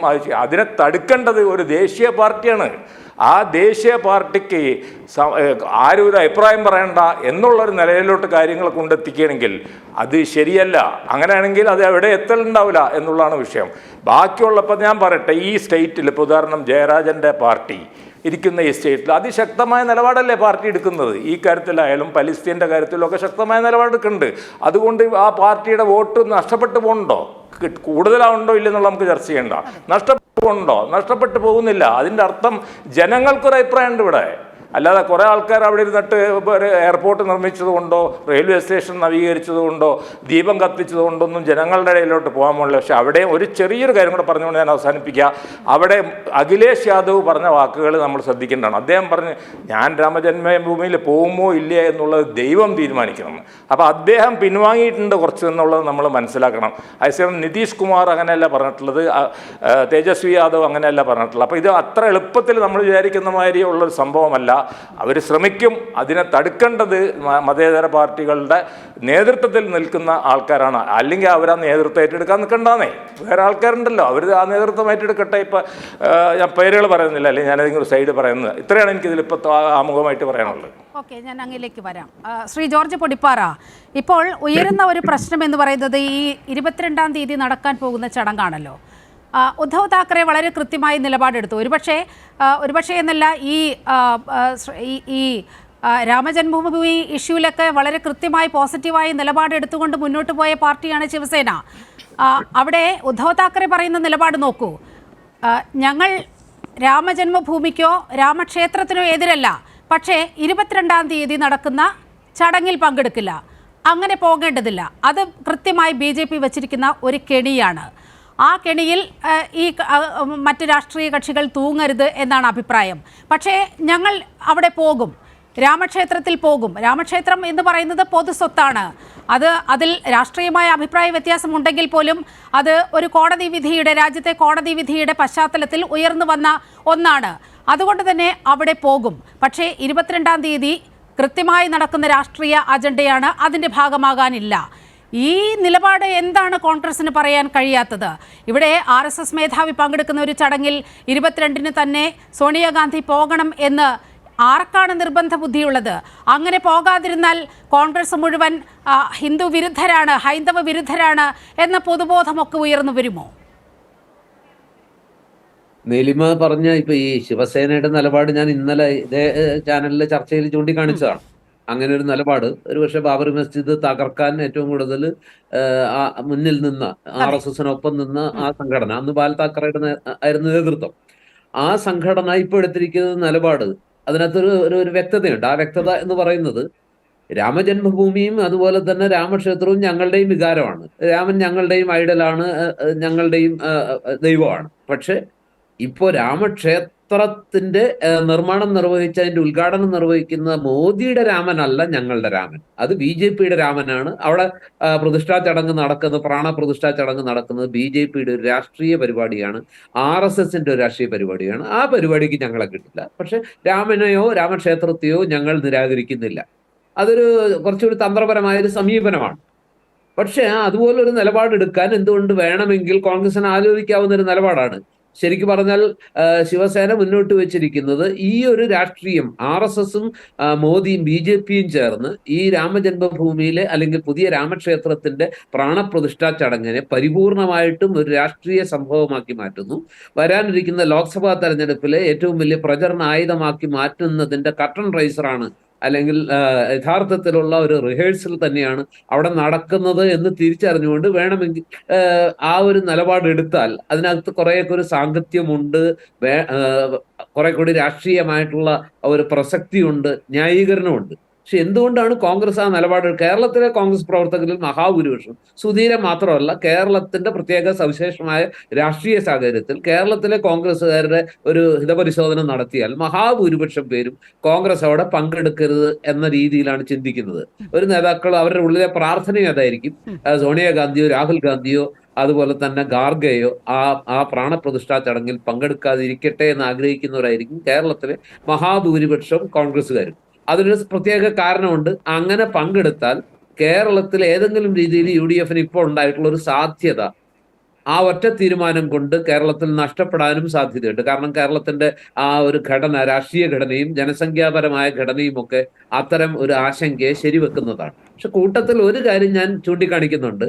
നമ്മൾ വിചാരിക്കുന്ന പോലെ അല്ല കേരളത്തിൽ എന്താ പറയാ, ഈ രണ്ട് കോൺഗ്രസും അതുപോലെ തന്നെ CPM-ഉം ഒരളവിൽ കൂടുതൽ മുസ്ലിം വികാരങ്ങളെ താലോലിക്കുന്നു. പാലസ്തീൻ വിഷയം അടക്കമുള്ള വിഷയങ്ങളിൽ ഇരുകൂട്ടരും മത്സരിച്ച് മുസ്ലിം അല്ലെങ്കിൽ ഇസ്ലാം ചിന്തയെയും ഇസ്ലാം വികാരത്തെയും ഇസ്ലാമിന്റെ ആ ഒരു താല്പര്യങ്ങളെയും വല്ലാതെ പ്രതിനിധാനം ചെയ്യുന്നു. മറുവശത്ത് വേറെയും ഒരു വലിയ ന്യൂനപക്ഷ കമ്മ്യൂണിറ്റി ഉണ്ട്. ആ കമ്മ്യൂണിറ്റിയുടെ ഉള്ളിൽ ചില അസ്വാരസ്യങ്ങളുണ്ട്. ഇന്ന് തന്നെ അതിന്റെ ഒരു ദൃഷ്ടാന്തം ഉണ്ടായതും നമ്മൾ ഇത്തരണത്തിലൊന്ന് ചിന്തിക്കുന്നത് നല്ലതാണ്. കാരണം ഇന്ന് പത്തനംതിട്ടയിൽ ഒരു ഓർത്തഡോക്സ് പുരോഹിതൻ തന്നെ BJP-യിൽ ചേർന്നിരിക്കുന്നു. ആ പുരോഹിതനോടൊപ്പം 47 ഇതിനു മുമ്പ് BJP-ക്കാരല്ലാത്ത 47 കുടുംബങ്ങളും ഇന്ന് BJP-യിൽ ഔദ്യോഗികമായി ചേർന്നിരിക്കുകയാണ്. ഇതും നമ്മളൊരു താക്കീതായിട്ട് കാണേണ്ടതുണ്ട്. ഇങ്ങനെയും ചിലത് കേരളത്തിൽ സംഭവിച്ചു കൊണ്ടിരിക്കുന്നുണ്ട്. അതുകൊണ്ട് നമ്മൾ അതിനെ കൂടി അഡ്രസ്സ് ചെയ്യേണ്ടത്. ഞാൻ ഇതുമായിട്ട് ചേർത്തല്ല പറഞ്ഞു. നമ്മൾ കേരളത്തിൽ പോലും ഈ രാമവികാരം അല്ലെങ്കിൽ ക്ഷേത്രപ്രതിഷ്ഠ, രാമക്ഷേത്ര പ്രതിഷ്ഠ നടക്കുന്ന ഘട്ടത്തിൽ പോലും BJP-യിലേക്ക് ക്രിസ്ത്യൻ സമൂഹത്തിൽ നിന്ന് പോലും ആളുകൾ ചേരുമ്പോൾ ഹിന്ദു വികാരത്തെ ഉയർത്തിപ്പിടിച്ചുകൊണ്ട് അടുത്ത തെരഞ്ഞെടുപ്പിൽ ഇതൊരു വലിയ ആയുധമാക്കിയാൽ 70, 75, 80% ഹിന്ദുക്കളുള്ള സമൂഹത്തിൽ എന്തായിരിക്കാം അത് സൃഷ്ടിക്കാൻ പോകുന്ന ദൃഷ്ടാന്തം ഉണ്ടായതും നമ്മൾ ഇത്തരണത്തിലൊന്ന് ചിന്തിക്കുന്നത് നല്ലതാണ്. കാരണം ഇന്ന് പത്തനംതിട്ടയിൽ ഒരു ഓർത്തഡോക്സ് പുരോഹിതൻ തന്നെ BJP-യിൽ ചേർന്നിരിക്കുന്നു. ആ പുരോഹിതനോടൊപ്പം 47 ഇതിനു മുമ്പ് BJP-ക്കാരല്ലാത്ത 47 കുടുംബങ്ങളും ഇന്ന് BJP-യിൽ ഔദ്യോഗികമായി ചേർന്നിരിക്കുകയാണ്. ഇതും നമ്മളൊരു താക്കീതായിട്ട് കാണേണ്ടതുണ്ട്. ഇങ്ങനെയും ചിലത് കേരളത്തിൽ സംഭവിച്ചു കൊണ്ടിരിക്കുന്നുണ്ട്. അതുകൊണ്ട് നമ്മൾ അതിനെ കൂടി അഡ്രസ്സ് ചെയ്യേണ്ടത്. ഞാൻ ഇതുമായിട്ട് ചേർത്തല്ല പറഞ്ഞു. നമ്മൾ കേരളത്തിൽ പോലും ഈ രാമവികാരം അല്ലെങ്കിൽ ക്ഷേത്രപ്രതിഷ്ഠ, രാമക്ഷേത്ര പ്രതിഷ്ഠ നടക്കുന്ന ഘട്ടത്തിൽ പോലും BJP-യിലേക്ക് ക്രിസ്ത്യൻ സമൂഹത്തിൽ നിന്ന് പോലും ആളുകൾ ചേരുമ്പോൾ ഹിന്ദു വികാരത്തെ ഉയർത്തിപ്പിടിച്ചുകൊണ്ട് അടുത്ത തെരഞ്ഞെടുപ്പിൽ ഇതൊരു വലിയ ആയുധമാക്കിയാൽ 70, 75, 80% ഹിന്ദുക്കളുള്ള സമൂഹത്തിൽ എന്തായിരിക്കാം അത് സൃഷ്ടിക്കാൻ പോകുന്ന. ഇപ്പോ ശ്രീ ഫസൽ ഗഫൂർ ചൂണ്ടിക്കാണിച്ച ചില കാര്യങ്ങൾ ആത്മവിശ്വാസം തരുന്നതാണ്. ബാബറി മസ്ജിദ് തകർത്തതിന് ശേഷമുള്ള തെരഞ്ഞെടുപ്പിൽ പോലും അവിടെ BJP ജയിക്കാത്ത സംസ്ഥാനങ്ങളുടെ പേര് അദ്ദേഹം പറഞ്ഞു. അത്തരം ചരിത്രങ്ങളുണ്ട്. അതൊക്കെ അംഗീകരിക്കുമ്പോഴും BJP രാമനെ അടുത്ത തെരഞ്ഞെടുപ്പിൽ വലിയൊരു ആയുധമാക്കുമ്പോൾ ഇന്ത്യ സഖ്യത്തിന്റെ സാധ്യതകൾ എന്ന് പറയുന്നത് തെക്കേ ഇന്ത്യയിൽ നമുക്ക് എന്ത് പേടിക്കാൻ? ഇന്ത്യ സഖ്യത്തിന്റെ സാധ്യതകളെ തകർക്കാൻ BJP-ക്ക് കഴിയില്ല. കേരളത്തിൽ എന്ത് തന്നെ നടന്നാലും 20 സീറ്റിൽ ഏതെങ്കിലും ഒരു സീറ്റിൽ BJP ജയിക്കുമെന്ന് ഞാൻ വിചാരിക്കുന്നില്ല. തമിഴ്നാട്ടിൽ സാധ്യത വളരെ കുറവാണ്. കർണാടകത്തിൽ കഴിഞ്ഞ തവണത്തേക്കാൾ ഫാർ ബെറ്റർ ആയിരിക്കും ഇന്ത്യ സഖ്യത്തിന്റെയും കോൺഗ്രസിന്റെയും സാധ്യത. തെലങ്കാനയിലും മെച്ചപ്പെട്ട സാധ്യതയാണ് ഉണ്ടാകുക. ബംഗാളിൽ കൂടുതൽ, ഇപ്പൊ കോൺഗ്രസും മമതാ ബാനർജിയുടെ പാർട്ടിയും ചേർന്നാൽ തീർച്ചയായിട്ടും കഴിഞ്ഞ തവണത്തേക്കാൾ മെച്ചപ്പെട്ട ഫലം ഉണ്ടാവും. ബീഹാറിൽ ഈ നിതീഷ് കുമാർ ഏതെങ്കിലും വിഡിത്തരം ചെയ്യുന്നില്ല എങ്കിൽ നിതീഷും തേജസ്വി അല്ലെ ലാലുവും കോൺഗ്രസും ചേർന്നാൽ ഒരുപക്ഷെ ബീഹാറിൽ കഴിഞ്ഞ തവണ BJP കിട്ടിയ സീറ്റുകൾ കിട്ടില്ല. ഇതൊക്കെ നമ്മൾ അംഗീകരിക്കുന്നു. പക്ഷെ മറ്റ് സ്റ്റേറ്റുകളിൽ കോൺഗ്രസും BJP-യും നേരിട്ട് ഏറ്റുമുട്ടേണ്ടി വരുന്ന സ്ഥലങ്ങളിൽ എന്ത് സംഭവിക്കും എന്നുള്ളതാണ് പ്രശ്നം. ആ പ്രശ്നത്തെ അതെങ്ങനെ അഡ്രസ് ചെയ്യും, അതെങ്ങനെ ബാധിക്കും എന്ന കാര്യത്തിൽ പ്രത്യേകിച്ചും കോൺഗ്രസിന്റെ അവിടെയുള്ള നേതാക്കളുടെ എല്ലാ ഉള്ളിൽ ഈ ഹിന്ദുത്വം ഉണ്ട് താനും. നമുക്കറിയാം, ദിഗ്വിജയ് സിംഗ് ആണ് ആദ്യം വെടിപൊട്ടിച്ചത്. കമൽനാഥിന്റെ ആയാലും ദിഗ്വിജയ് സിംഗിന്റെ ആയാലും അശോക് ഗെഹ്ലോട്ടിന്റെ ആയാലും അതുപോലെയുള്ള അവിടുത്തെ നേതാക്കളുടെ എല്ലാം ഉള്ളിൽ ഈ ഹിന്ദു വികാരം പ്രബലമാണ്. അത് കേരളത്തിൽ നമുക്ക് മനസ്സിലാകാത്ത ഒരു സാധനമാണ്. ഒരുപക്ഷെ അവർ ജീവിക്കുന്ന ആ ഒരു സാഹചര്യത്തിന്റെ, അവരുടെ ചുറ്റുപാടുകളുടെ, ആ ഒരു സംസ്ഥാനത്തിന്റെ മൊത്തത്തിലുള്ള ആ ഘടനയുടെ അല്ലെങ്കിൽ അവിടുത്തെ രാഷ്ട്രീയത്തിന്റെ ഒക്കെ പ്രത്യേകതയാകാം. പക്ഷെ എന്തായാലും ഇങ്ങനെ ഇത്രയും വലിയ നേതാക്കൾ ഈ കാര്യത്തിൽ ഇങ്ങനെയുള്ള അഭിപ്രായങ്ങൾ പറഞ്ഞുകൊണ്ടിരിക്കുമ്പോൾ കോൺഗ്രസ് ഹൈക്കമാൻഡിന് വളരെ ആലോചിച്ച് തന്നെ ഒരു തീരുമാനം എടുക്കേണ്ടി വരും. ഈ രാമനെ പൂർണ്ണമായിട്ടും BJPക്ക് വിട്ടുകൊടുക്കണോ? രാമൻ BJPയുടെ മാത്രം ഒരു സ്വത്തായി മാറുന്നൊരവസ്ഥ ഇതുകൊണ്ടുണ്ടാകുമോ? പക്ഷേ അത്തരത്തിൽ ഒരു നയതന്ത്രവും അത്തരത്തിലൊരു നയമോ ഒരു തീരുമാനമോ കോൺഗ്രസിന് ഇല്ല എന്നാണ് ഇന്ന് വരെയുള്ള അനുഭവം നമ്മുടെ മുന്നിലുള്ളത്. ശ്രീ പി ജയരാജനിലേക്ക് പോവുകയാണ്. ശ്രീ പി ജയരാജൻ, ഹിന്ദി ഹൃദയഭൂമിയുടെ കാര്യം നമുക്ക് മാറ്റിവെക്കാം. അവിടെ മാറ്റിവെക്കാം എന്നല്ല, കുറച്ചെങ്കിലും അത് കണ്ടില്ലെന്ന് നടിക്കുകയോ കോൺഗ്രസ് അത്തരത്തിൽ അവിടുത്തെ ഒരു സാഹചര്യമാണ് എന്ന് മനസ്സിലാക്കാം.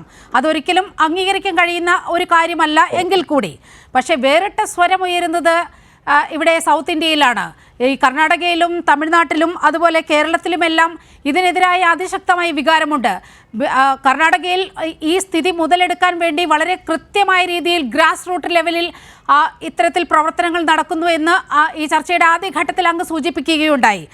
ഇവിടെയൊന്നും എന്തുകൊണ്ടാണ് അതായത് PCCകൾക്കെങ്കിലും അഭിപ്രായം പറയാനുള്ള ഒരു സ്വാതന്ത്ര്യം AICC നൽകാത്തത്?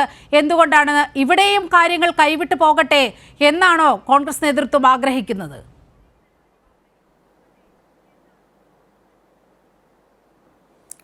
ശ്രീ ജോർജ് പൊടിപ്പാറ ഇവിടെ പറയുന്നത് കോൺഗ്രസും BJPയും നേരിട്ട് ഏറ്റുമുട്ടുന്ന സംസ്ഥാനങ്ങളിൽ എങ്ങനെയാണ് ഏറ്റുമുട്ടൽ എന്ന് പറയുന്നത്? BJP നടപ്പാക്കിയിട്ടുള്ള ഭരണ നടപടികൾ, അവരുയർത്തിപ്പിടിക്കുന്ന നയങ്ങൾ, അതിനോട് വിയോജിപ്പ് രേഖപ്പെടുത്തിയിട്ടാണല്ലോ ഏറ്റുമുട്ടൽ നടക്കുക.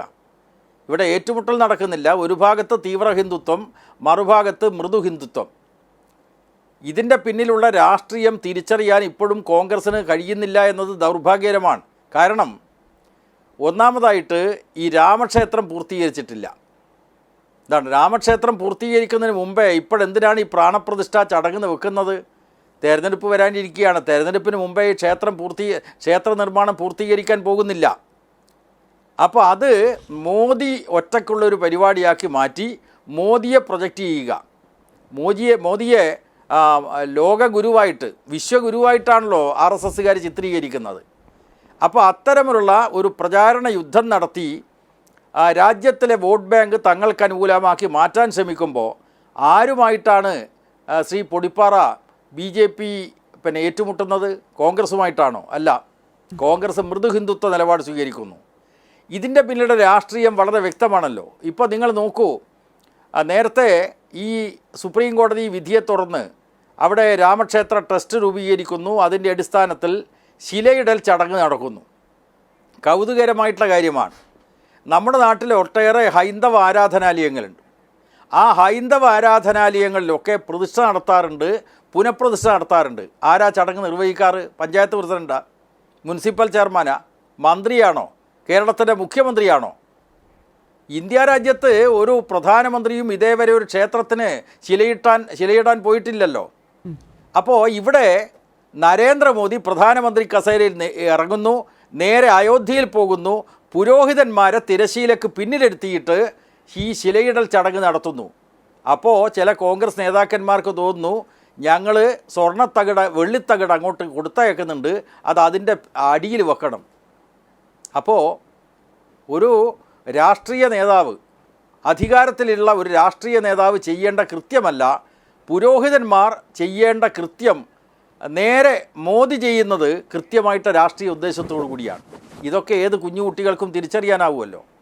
ഇത് മുസ്ലിം പീഡനത്തിൻ്റെ ഭാഗമായിട്ടാണ് CPIM ആ ചടങ്ങിൽ പങ്കെടുക്കാത്തത് എന്ന് പറയുന്നത് യാതൊരു വസ്തുതയില്ല. യഥാർത്ഥത്തിൽ ഈ രാമക്ഷേത്ര നിർമ്മാണം ഒരു രാഷ്ട്രീയ അജണ്ടയായതുകൊണ്ടാണ് അതിനെ CPIM എതിർക്കുന്നത്. ഇത് നേരത്തെ രഥഘോഷയാത്ര നടത്തി. അതാണ് രഥഘോഷയാത്ര, ശിലാന്യാസ യാത്ര, ഗംഗാജല ഘോഷയാത്ര, എന്തെല്ലാം യാത്രകൾ നടത്തിയിട്ടാണ് രാജ്യത്തിലെ ജനങ്ങൾക്കിടയിൽ ഈ ഭക്തിഭ്രാന്ത് ഉണ്ടാക്കിയത്. നമ്മുടെ മഹാത്മാഗാന്ധിയെക്കുറിച്ച് ശ്രീ പൊടിപാറ പറഞ്ഞല്ലോ. മഹാത്മാഗാന്ധി പറഞ്ഞത് എൻ്റെ സങ്കല്പത്തിലുള്ള ശ്രീരാമൻ, ആരാണ്? എൻ്റെ സത്യബോധത്തിൻ്റെ പ്രതീകമാണെന്നാണ്. ഇതാണ് രാമരാജ്യം എന്ന് പറയുന്നത് എൻ്റെ സത്യബോധത്തിൻ്റെ പ്രതീകമാണ് എന്നതാണ് അദ്ദേഹം പറഞ്ഞിട്ടുള്ളത്.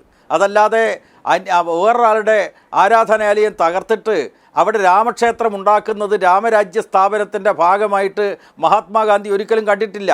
അപ്പോൾ മഹാത്മാഗാന്ധിയുടെ ദർശനം, പിന്നീട് ഈ രാജ്യത്തിൻ്റെ പ്രധാനമന്ത്രി കസേരയിൽ വന്നിട്ടുള്ള നെഹ്റുവിൻ്റെ കാഴ്ചപ്പാട്, ഭരണഘടന ഉയർത്തിപ്പിടിച്ച മതനിരപേക്ഷത, അത് ഉയർത്തിപ്പിടിക്കാൻ ബാധ്യതയുള്ള കോൺഗ്രസിൻ്റെ ഇന്നത്തെ നേതൃത്വത്തിന് കഴിയുന്നില്ല എന്നതാണ് ദൗർഭാഗ്യകരമായിട്ടുള്ള കാര്യം. അതിനോട് CPIM വിയോജിക്കുന്നു. CPIM കൃത്യമായിട്ടുള്ള നിലപാട് പറയുന്നു. അത് ഭരണഘടനാനുസൃതമായിട്ടുള്ള നിലപാടാണ്. കാരണം നമ്മുടെ ഭരണഘടനയുടെ ആർട്ടിക്കിൾ 25 മുതൽ ഇങ്ങോട്ട് മതവിശ്വാസ സ്വാതന്ത്ര്യം, പ്രചരണ സ്വാതന്ത്ര്യം, പിന്നെ ആചാരങ്ങൾ അനുഷ്ഠാനങ്ങളൊക്കെ പിന്തുടരാനുള്ള സ്വാതന്ത്ര്യം, ഇതൊക്കെ പറയുന്ന ഇന്ത്യയുടെ ഭരണഘടനയുടെ ആർട്ടിക്കിൾ 28 കൃത്യമായി പറയുന്നു, സർക്കാരിൻ്റെ ധനസഹായത്തോടുകൂടി പ്രവർത്തിക്കുന്ന ഒരു വിദ്യാഭ്യാസ സ്ഥാപനത്തിലും മതബോധനം പാടില്ല എന്ന് കൃത്യമായി പറയുന്ന ഒരു ഭരണഘടനയാണ് ഈ രാജ്യത്തുള്ളത്.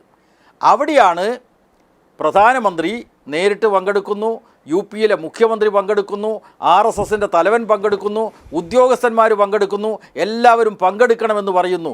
എന്താണ് ആ രാമക്ഷേത്രത്തിൻ്റെ പ്രത്യേകത? രാമക്ഷേത്രത്തിൻ്റെ പ്രത്യേകത അത് BJPയുടെ തെരഞ്ഞെടുപ്പ് അജണ്ടയായിരുന്നു. ആ തെരഞ്ഞെടുപ്പ് അജണ്ട പൂർത്തീകരിക്കുന്ന കൃത്യമായിട്ടൊരു രാഷ്ട്രീയ പദ്ധതിയാണ് നരേന്ദ്രമോദിയും കൂട്ടരും നടപ്പാക്കുന്നത്. ഈ രാഷ്ട്രീയത്തിൽ യഥാർത്ഥത്തിൽ അതിന് തലവെച്ച് കൊടുക്കുന്ന, അപകടത്തിലേക്ക് തലവെച്ച് കൊടുക്കുന്ന നിലപാടാണ് കോൺഗ്രസ് സ്വീകരിക്കുന്നത്. കൃത്യമായിട്ടുള്ള നിലപാട് CPM സ്വീകരിച്ചിട്ടുണ്ട്, രാജ്യത്തിലെ മറ്റു പാർട്ടികളും സ്വീകരിച്ചിട്ടുണ്ട്. അതാണ് ശരിയായിട്ടുള്ള നിലപാട്. ആ നിലപാട് വെച്ചുകൊണ്ടാണ് അടുത്ത തെരഞ്ഞെടുപ്പിൽ BJPയുമായി ഏറ്റുമുട്ടേണ്ടത്. യെസ്, ഈ നിലപാട് കേരളത്തിലെങ്കിലും കോൺഗ്രസ് കൈക്കൊള്ളുന്നില്ല എന്നതാണ് ഇവിടെ ചർച്ച ചെയ്യപ്പെടേണ്ട അടുത്ത കാര്യം. ഡോക്ടർ ഫസൽ ഗഫൂർ, ഇന്ന് INLൻ്റെ ഒരു പ്രസ്താവന വന്നു. അതായത് എക്കാലവും അയോധ്യ പ്രശ്നത്തിൽ, രാമക്ഷേത്ര പ്രശ്നത്തിൽ വളരെ കൃത്യമായി കോൺഗ്രസും മുസ്ലിം ലീഗും എക്കാലവും ന്യൂനപക്ഷങ്ങളെ ഉപദ്രവിച്ചിട്ടേയുള്ളൂ, അവരെ വഞ്ചിച്ചിട്ടേയുള്ളൂ. ഇപ്പോഴും നോക്കൂ, ഇതിപ്പോൾ വലിയൊരു രാഷ്ട്രീയ പ്രശ്നമായി മാറുകയാണ്. 2024 നമ്മുടെ മുന്നിൽ നിൽക്കുകയാണ്. ഇത് വലിയൊരു രാഷ്ട്രീയ യുദ്ധത്തിന് വേണ്ടി ഇന്ത്യ മുന്നണിയടക്കം സന്നദ്ധമാകുന്ന ഒരു സാഹചര്യത്തിൽ ഇവിടെ ആ മുന്നണിക്ക് ശക്തി പകരേണ്ട കോൺഗ്രസ്, അതുപോലെ മുസ്ലിം ലീഗ്, ഇതൊന്നും വളരെ കൃത്യമായ ഒരു നിലപാടെടുക്കുന്നില്ല. മുസ്ലിം ലീഗിൽ നിന്ന് വളരെ ദുർബലമായ ചില ശബ്ദങ്ങൾ മാത്രമാണ് ഉയരുന്നത്. കഴിഞ്ഞ ദിവസം പക്ഷേ മുസ്ലിം ലീഗിനേക്കാൾ വളരെ ശക്തമായി സമസ്തയുടെ മുഖപത്രം സുപ്രഭാതം ലേഖനം എഴുതി. പക്ഷേ ഇന്ന് ജിഫ്രി മുത്തുക്കോയ തങ്ങൾ അതിനെ പാടെ നിരാകരിച്ചുകൊണ്ട് രംഗത്ത് വന്നു. അവിടെ ആര് പോയാലും ഞങ്ങൾക്ക് പ്രശ്നമില്ല എന്നുള്ള നിലപാടിലേക്കൊക്കെ സമസ്ത എത്തുന്ന ഒരു സാഹചര്യമുണ്ടായി. എന്താണ് യഥാർത്ഥത്തിൽ ഇവിടെ ഇപ്പുറത്ത് സംഭവിക്കുന്നത്? ഈ മതേതര ബോധം നമ്മുടെ സമൂഹത്തിൽ നിന്നും ഇല്ലായ്മ ചെയ്യുന്ന BJPക്കൊപ്പം, അല്ലെങ്കിൽ ആ BJPയെ പ്രതിരോധിക്കാൻ ഒരു കൈ സഹായിക്കേണ്ടവർ എന്തുകൊണ്ടാണ് ഇങ്ങനെ മൗനം പാലിക്കുന്നത്? ആദ്യം മനസ്സിലാക്കേണ്ടത്, INL എന്ന പാർട്ടി ഉണ്ടായത് തന്നെ ബാബരി മസ്ജിദ് തകർന്നു വീണപ്പോൾ സുലൈമാൻ സേട്ടും കൂട്ടരും അത് UDF വിട്ടുകൊണ്ട് ഭരണത്തിൽ നിന്ന് മാറി നിന്നുകൊണ്ട് പ്രതിഷേധിക്കണം എന്ന് പറയുമ്പോൾ അതിന് മുസ്ലിം ലീഗ് കൂട്ടാക്കിയില്ല. അങ്ങനെ അതിൽ നിന്ന് സുലൈമാൻ സേട്ട് മാറിപ്പോവുകയും INL എന്ന പാർട്ടി അദ്ദേഹത്തിൻ്റെ നേതൃത്വത്തിൽ രൂപീകരിക്കുക, അത് തന്നെയാണ് ഇപ്പോൾ തുടരുന്നത്. അപ്പോൾ അവരുടെ സമീപനം ആദ്യം തൊട്ടിട്ട് തന്നെ ബാബരി മസ്ജിദ് കാര്യത്തിൽ വളരെ ശക്തമായ ഒരു നിലപാടാണ്. അതേസമയം മറ്റേ UDFയിലെ മറ്റ് കക്ഷികളെ സംബന്ധിച്ചിടത്തോളം ഇടയ്ക്ക് അവർ അങ്ങോട്ട് അഴകുഴമ്പനായിട്ടുള്ള സമീപനം അവരെടുക്കാറുണ്ട്. അത് കേരളത്തിലെ നേരത്തെ ശ്രീ ജോർജ് ജോസഫ് പൊടിപ്പാര പറഞ്ഞ മാതിരി തന്നെ നമ്മൾ ഹിന്ദുക്കൾ മാറി മാറി ചിന്തിക്കുന്ന മാതിരി തന്നെ, ഞാൻ നേരത്തെ പറഞ്ഞല്ലോ, ഇതേ ഹിന്ദുക്കൾ തന്നെയാണല്ലോ ബാബരി മസ്ജിദ് വീണതിന് ശേഷമുണ്ട ഇലക്ഷനിൽ കോൺഗ്രസിന് വേണ്ടിയിട്ട് വോട്ട് ചെയ്ത്. അതേമാതിരി കേരളത്തിലെ മുസ്ലിമുകൾ അങ്ങോട്ടും ഇങ്ങോട്ടും മാറി ചിന്തിക്കാം എന്നുള്ള ശ്രീ ജോർജ് ജോസഫ് പറഞ്ഞാൽ മറ്റത് ശരിയല്ല. കാരണം അവർക്ക് കാര്യമില്ലാത്തൊരു കാര്യമാണ് പലസ്തീൻ വിഷയം. അതുകൊണ്ട് പലസ്തീൻ വിഷയത്തിൽ CPMൻ്റെ നിലപാട് തെറ്റാണെന്ന് പറഞ്ഞത് തെറ്റാണ്. എന്താ പറയുക, 1947 തൊട്ടിട്ട് ഇടതുപക്ഷ പാർട്ടികൾ, ലോകത്ത് മൊത്തമുള്ള ഇടതുപക്ഷ പാർട്ടികൾ പലസ്തീൻ വിഷയത്തിൻ്റെ കൂടെ നിന്നിട്ടുള്ളൂ. അതിൻ്റെ ഭാഗമായിട്ട് തന്നെയാണ് അവിഭക്ത കമ്മ്യൂണിസ്റ്റ് പാർട്ടിയും CPM ഉം CPI ഒക്കെ ആ നിലപാട് തുടരുന്നു. അവരതിലൊരു നിലപാടിൻ്റെ ഒരു വിഷയമാണ്. അതിലൊരു മുസ്ലിം പ്രീണനത്തിൻ്റെ വിഷയമേ അതിൽ വരുന്നില്ല. കാരണം അത് വടക്കേ ഇന്ത്യയിലൊക്കെ നടക്കുന്ന സമയത്ത് അന്നൊക്കെ CPM 50, കമ്മ്യൂണിസ്റ്റ് പാർട്ടിക്ക് 50ഉം 60ഉം ഹിന്ദു മെജോറിറ്റി സംസ്ഥാനങ്ങളും, അതായത് ബീഹാറിലും ആന്ധ്രാപ്രദേശിലും ഒക്കെ എൻ്റെ ഓർമ്മ ശരിയാണ് 6ഉം 7ഉം ഒക്കെ MP മാർ. പട്ന സിറ്റി MP റാം അവതാർ ശാസ്ത്രി കമ്മ്യൂണിസ്റ്റുകാരൻ, ഫൈസാബാദ്, അയോധ്യയുടെ ഫൈസാബാദിൽ അന്നത്തെ മറ്റേ MLA ആയിരുന്ന ആ വ്യക്തി, അദ്ദേഹവും കമ്മ്യൂണിസ്റ്റുകാരനായിരുന്നു, മനസ്സിലല്ലേ? അപ്പോൾ അന്ന് കമ്മ്യൂണിസ്റ്റ് ആ പാർട്ടിക്ക് ആ ഒരു നിലപാടാണ്. ഇപ്പോൾ ഞാനിപ്പോൾ അവർ അനുകൂലിച്ച് പറഞ്ഞത് കട്ട് ചെയ്ത് വേണ്ട ഇതിൽ, അതല്ലാതെ ഞാൻ അതിൻ്റെ ഉദ്ദേശിച്ചത്. ഞാൻ പറഞ്ഞ നമ്മൾ സംസാരിക്കുമ്പോൾ ഡിസ്കഷൻ പൂർണ്ണമായിട്ടൊരു ഡിസ്കഷനാണല്ലോ നടന്നുകൊണ്ടിരിക്കുന്നത്. അപ്പോൾ കേരളത്തിലെ മുസ്ലിമുകളെ പ്രീണിപ്പിക്കാനാണ് ഇങ്ങനെ ചെയ്യുന്നതെന്ന് പറഞ്ഞത് വളരെ തെറ്റായിട്ടുള്ള സമീപനമാണ്. ഈ സമീപനം എടുത്തിട്ടുള്ള പാർട്ടികളിൽ, അതായത് ഇതിൽ വളരെ ഒരു എന്താ പറയുക, യാതൊരു ചഞ്ചലതയില്ലാതെ എടുത്തിട്ടുള്ള പാർട്ടികളെ പെട്ടതാണ് ഇതൊക്കെ. അപ്പോൾ അവർ ഇന്നും ആ നിലപാടെടുക്കുന്നു എന്ന് മാത്രമേ അതിൽ നമുക്ക് കാണേണ്ട ആവശ്യമുള്ളൂ. അല്ലാതെ അവർ പ്രാദേശികമല്ലേ, അതുകൊണ്ടാണ് അവർക്ക് ഇപ്പോൾ ഈ നിലപാടെടുക്കാൻ പറ്റുന്നത്. അതുകൊണ്ടാണ് ഞാൻ പറഞ്ഞത് ആന്ധ്രാപ്രദേശിലെ ബീഹാറിലെ MP മാരുടെയൊക്കെ പേര് പറയാൻ കാരണം. പിന്നെ തിരിച്ചു വരുമ്പോൾ ഇവിടുത്തെ പ്രശ്നം എന്താണെന്ന് ചോദിച്ചാൽ, ഇവിടെ ഒരു ഹൈക്കമാൻഡ് ഉണ്ട്. കോൺഗ്രസ് പാർട്ടിക്ക് ഒരു ഹൈക്കമാൻഡ് ഇല്ല. നിങ്ങൾ വായി മൂടിക്കെട്ടു എന്ന് പറഞ്ഞാൽ, എന്നാൽ ശരി, നിങ്ങൾ വായി മൂടിക്കിട്ടാം, നിങ്ങളെ അഭിപ്രായം പറഞ്ഞോളൂ, മനസ്സിലായില്ലേ? ഓരോ പാർട്ടി അഭിപ്രായം പറയണ്ടല്ലോ. ഇപ്പോൾ JDU പറഞ്ഞു കഴിഞ്ഞു, DMK പറഞ്ഞു കഴിഞ്ഞു, അതുമാതിരി എല്ലാവരും പറഞ്ഞു. ഞാൻ അഖിലേഷ് പറഞ്ഞത് വളരെ നർമ്മതായിട്ടുള്ളത്. ഇനിയിപ്പോൾ ഞാൻ 2 പേരുടെ കാര്യമായിട്ട് ഞാൻ കാത്തിരിക്കുന്നുണ്ട്. ഒന്ന് ഒറീസ മുഖ്യമന്ത്രിയായിട്ടുള്ള നവീൻ പട്നായിക് എന്ത് പറയാൻ പോകുന്നു, അദ്ദേഹം പങ്കെടുക്കുമോ ഇല്ലയോ എന്നുള്ളത്. അതേമാതിരി തന്നെയാണ് ജഗൻമോഹൻ റെഡ്ഡി പങ്കെടുക്കുമോ. ബാക്കിയുള്ള ഒരുവിധം എല്ലാപ്പെട്ട മുഖ്യമന്ത്രിമാരും ഒക്കെ അവരുടെ വളരെ വ്യക്തമാക്കി കഴിഞ്ഞിരിക്കുന്നു, അവരിതിൽ പങ്കെടുക്കുന്നില്ല, ഒട്ടുമുക്കാൽ പേര് പങ്കെടുക്കുന്നില്ല എന്ന്. അപ്പോൾ അത് അങ്ങനെ നമ്മൾ നേരത്തെ ശ്രീ ജയരാജൻ പറഞ്ഞത് ശരിയാണ്. ഏതാനും വോട്ടുകൾക്ക് വേണ്ടി ഇനി ഒരു കാര്യം കൂടെ പറയാം. ആ വോട്ട് ഇല്ലല്ലോ, ആ വോട്ടിന് നിങ്ങൾക്ക് കിട്ടാൻ പോകുന്നില്ല. എന്താ കാര്യം എന്ന് വെച്ചാൽ, ഉത്തർപ്രദേശ്, ബീഹാർ, എന്താണ് ഈ ആര്യവർത്ത എന്ന് പറഞ്ഞാൽ, അവിടെയാണ് ശ്രീരാമൻ ഉള്ളത്, മര്യാദ പുരുഷോത്തമൻ, ആര്യപുത്രൻ, ആര്യവർത്തയിൽ താമസിക്കുന്ന ആൾ. ആ സ്ഥലങ്ങളിൽ, അതിൽ മധ്യപ്രദേശ്, രാജസ്ഥാൻ, ഉത്തർപ്രദേശ്, ബീഹാർ, ഇങ്ങനെ ഇനി കൂടി വന്ന ഗുജറാത്തും കൂടെ കൂട്ടാം. ആ സ്ഥലങ്ങളിൽ മാത്രമേ ഉള്ളൂ. അവിടെ ഒന്നും കോൺഗ്രസ് ഇല്ലല്ലോ. അവിടെ കോൺഗ്രസിന് എന്താണ് നഷ്ടപ്പെടാൻ പോകണമെന്ന് പറഞ്ഞത്? രാജസ്ഥാനിലും മധ്യപ്രദേശിലും നമുക്ക് അംഗീകരിക്കാം. പക്ഷെ അവിടെ ഓൾറെഡി മാറി മാറി വരുന്ന മന്ത്രിസഭകളാണ്. ഇതിപ്പോൾ അത് നഷ്ടപ്പെടാനുള്ള കാരണം തന്നെ രാഷ്ട്രീയമായിട്ടുള്ള കാര്യങ്ങൾ കൊണ്ടാണ്. ഹിന്ദുത്വം ഒരു ഫാക്ടറാണെന്ന് മാത്രമേ ഉള്ളൂ, രാഷ്ട്രീയമായിട്ടുള്ള പരാജയമാണ്. അപ്പോൾ ആ പരാജയത്തെ നമ്മൾ വെറുതെ കൊണ്ടുവന്ന് BJPയുടെ ഹിന്ദുത്വമൊക്കെ നമ്മൾ സമ്മാനിക്കേണ്ട ആവശ്യമില്ല. കോൺഗ്രസ് പാർട്ടിയുടെ പൊളിറ്റിക്കൽ ഫെയിലിയറാണ് ആ 3 സ്ഥലത്തും. ഞാൻ ഒരു പൊളിറ്റിക്കൽ അനാലിസ്റ്റ് എന്നുള്ള ആൾക്ക് ഞാൻ പറയാൻ ആഗ്രഹിക്കും. തിരിച്ച് നമ്മുടെ കേരളത്തിലോട്ട് വരുമ്പോൾ, കേരളത്തിലെ ഭൂരിപക്ഷം ആൾക്കാരും CPM ആയാലും കോൺഗ്രസ് ആയാലും അവരിതിലൊരു ന്യായമായിട്ടുള്ളൊരു കാഴ്ചപ്പാടെടുത്തിട്ടുണ്ട്. കാരണം അവർ രാമവികാരത്തിന് അടിമകളല്ല. ഇവിടെ രാമക്ഷേത്രങ്ങളില്ല. നമ്മളത് മനസ്സിലാക്കുന്ന ഒരു കാര്യം പറയുമ്പോൾ, നമ്മളൊരു ദൈവങ്ങളെ പറ്റി പഠിക്കണം. ഒരു സംസ്ഥാനത്തെ ദൈവം ആരാണെന്നുള്ളപ്പോൾ ഇവിടെ ശബരിമല ശ്രീ അയ്യപ്പനും, അപ്പുറത്ത് മുരുകനും മാരിയമ്മയും, അപ്പുറത്ത് വെങ്കടേശ്വര സ്വാമിയും ആന്ധ്രാപ്രദേശിൽ. മനസ്സിലായി, ആ ദൈവങ്ങളോട് പോയിട്ട് നിങ്ങൾ പറയണത് അവർ ഇഷ്ടദേവതകളാണ്. ആ ഇവിടെ ഭഗവതി ക്ഷേത്രങ്ങളാണ് കൂടുതലുള്ളത്. അപ്പോൾ അതൊക്കെ പോയിട്ട് ഏകീകരിക്കുമെന്ന് പറഞ്ഞാൽ, ഞാൻ ഇവിടെ ഇന്ത്യയിലെ മുസ്ലിങ്ങൾ ഒന്നായിട്ടില്ലല്ലോ.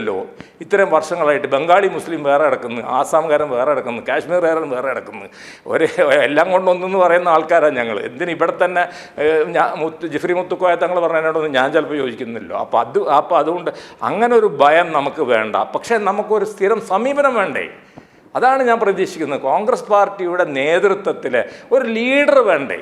നമുക്ക് ആ ലീഡർ ഒരു അഭിപ്രായം പറയണ്ടേ? ഇത്ര ദിവസമായിട്ടും നിങ്ങൾ വായ്മൂടി കെട്ടിരിക്കൂ, ഞങ്ങൾ ചിന്തിക്കട്ടെ എന്ന് പറയുമ്പോൾ അതിനെന്താണ് അർത്ഥമുള്ളത്? അവിടെയാണ് എനിക്ക് വലിയ കടുത്ത വിയോജിപ്പുള്ള ഇക്കാര്യത്തിൽ. ഈ വിയോജിപ്പാണ് ജനാധിപത്യ വിശ്വാസികൾ പുലർത്തുന്നത്. ശ്രീ P. ജയരാജൻ, ഇവിടെ വളരെ കൃത്യമായി K. മുരളീധരൻ ഒരു അഭിപ്രായം പറയുകയുണ്ടായി ഇക്കാര്യത്തിൽ. ഇതിൽ കോൺഗ്രസിൻ്റെ പ്രതിനിധികൾ ഈ 22-ന് നടക്കുന്ന പ്രാണപ്രതിഷ്ഠാ ചടങ്ങിൽ പങ്കെടുക്കരുത് എന്നാണ് നിലപാട്. വളരെ കൃത്യമായി AICC നേതൃത്വത്തെ കേരളത്തിൻ്റെ വികാരം എന്താണ് എന്ന് അറിയിച്ചിട്ടുണ്ടെന്നും K. മുരളീധരൻ പറയുന്നു. പക്ഷേ തൊട്ടടുത്ത നിമിഷം K. സുധാകരൻ പറയുന്ന വാക്കുകൾ വളരെ ശ്രദ്ധേയമാണ്. അത്തരത്തിൽ ഒരു വികാരമൊന്നും KPCCയിൽ ഉണ്ടായിട്ടില്ല, അത്തരത്തിൽ ഒരു പരാമർശവും അവിടെ ഉണ്ടായിട്ടില്ല, അങ്ങനെ AICCക്ക് ഒന്നും എഴുതി കൊടുക്കുന്നൊരു സാഹചര്യം ഉണ്ടായില്ല എന്ന്. അതായത് വളരെ കൃത്യമായി BJPയുടെ വിഷയത്തിൽ 2 തട്ടിൽ കേരളത്തിലെ കോൺഗ്രസ് നേതാക്കൾ നിൽക്കുന്നു എന്നത് വളരെ കൃത്യമല്ലേ? ഇന്ന് തന്നെ VM സുധീരൻ ഈ വിഷയത്തിൽ ഒരു നിലപാട് മുന്നോട്ട് വെച്ചു. പക്ഷേ അദ്ദേഹത്തെ അങ്ങേയറ്റം അപഹാസ്യനാക്കുന്ന രീതിയിലാണ് കെ സുധാകരനിൽ നിന്നും പ്രതികരണം ഉണ്ടായത്.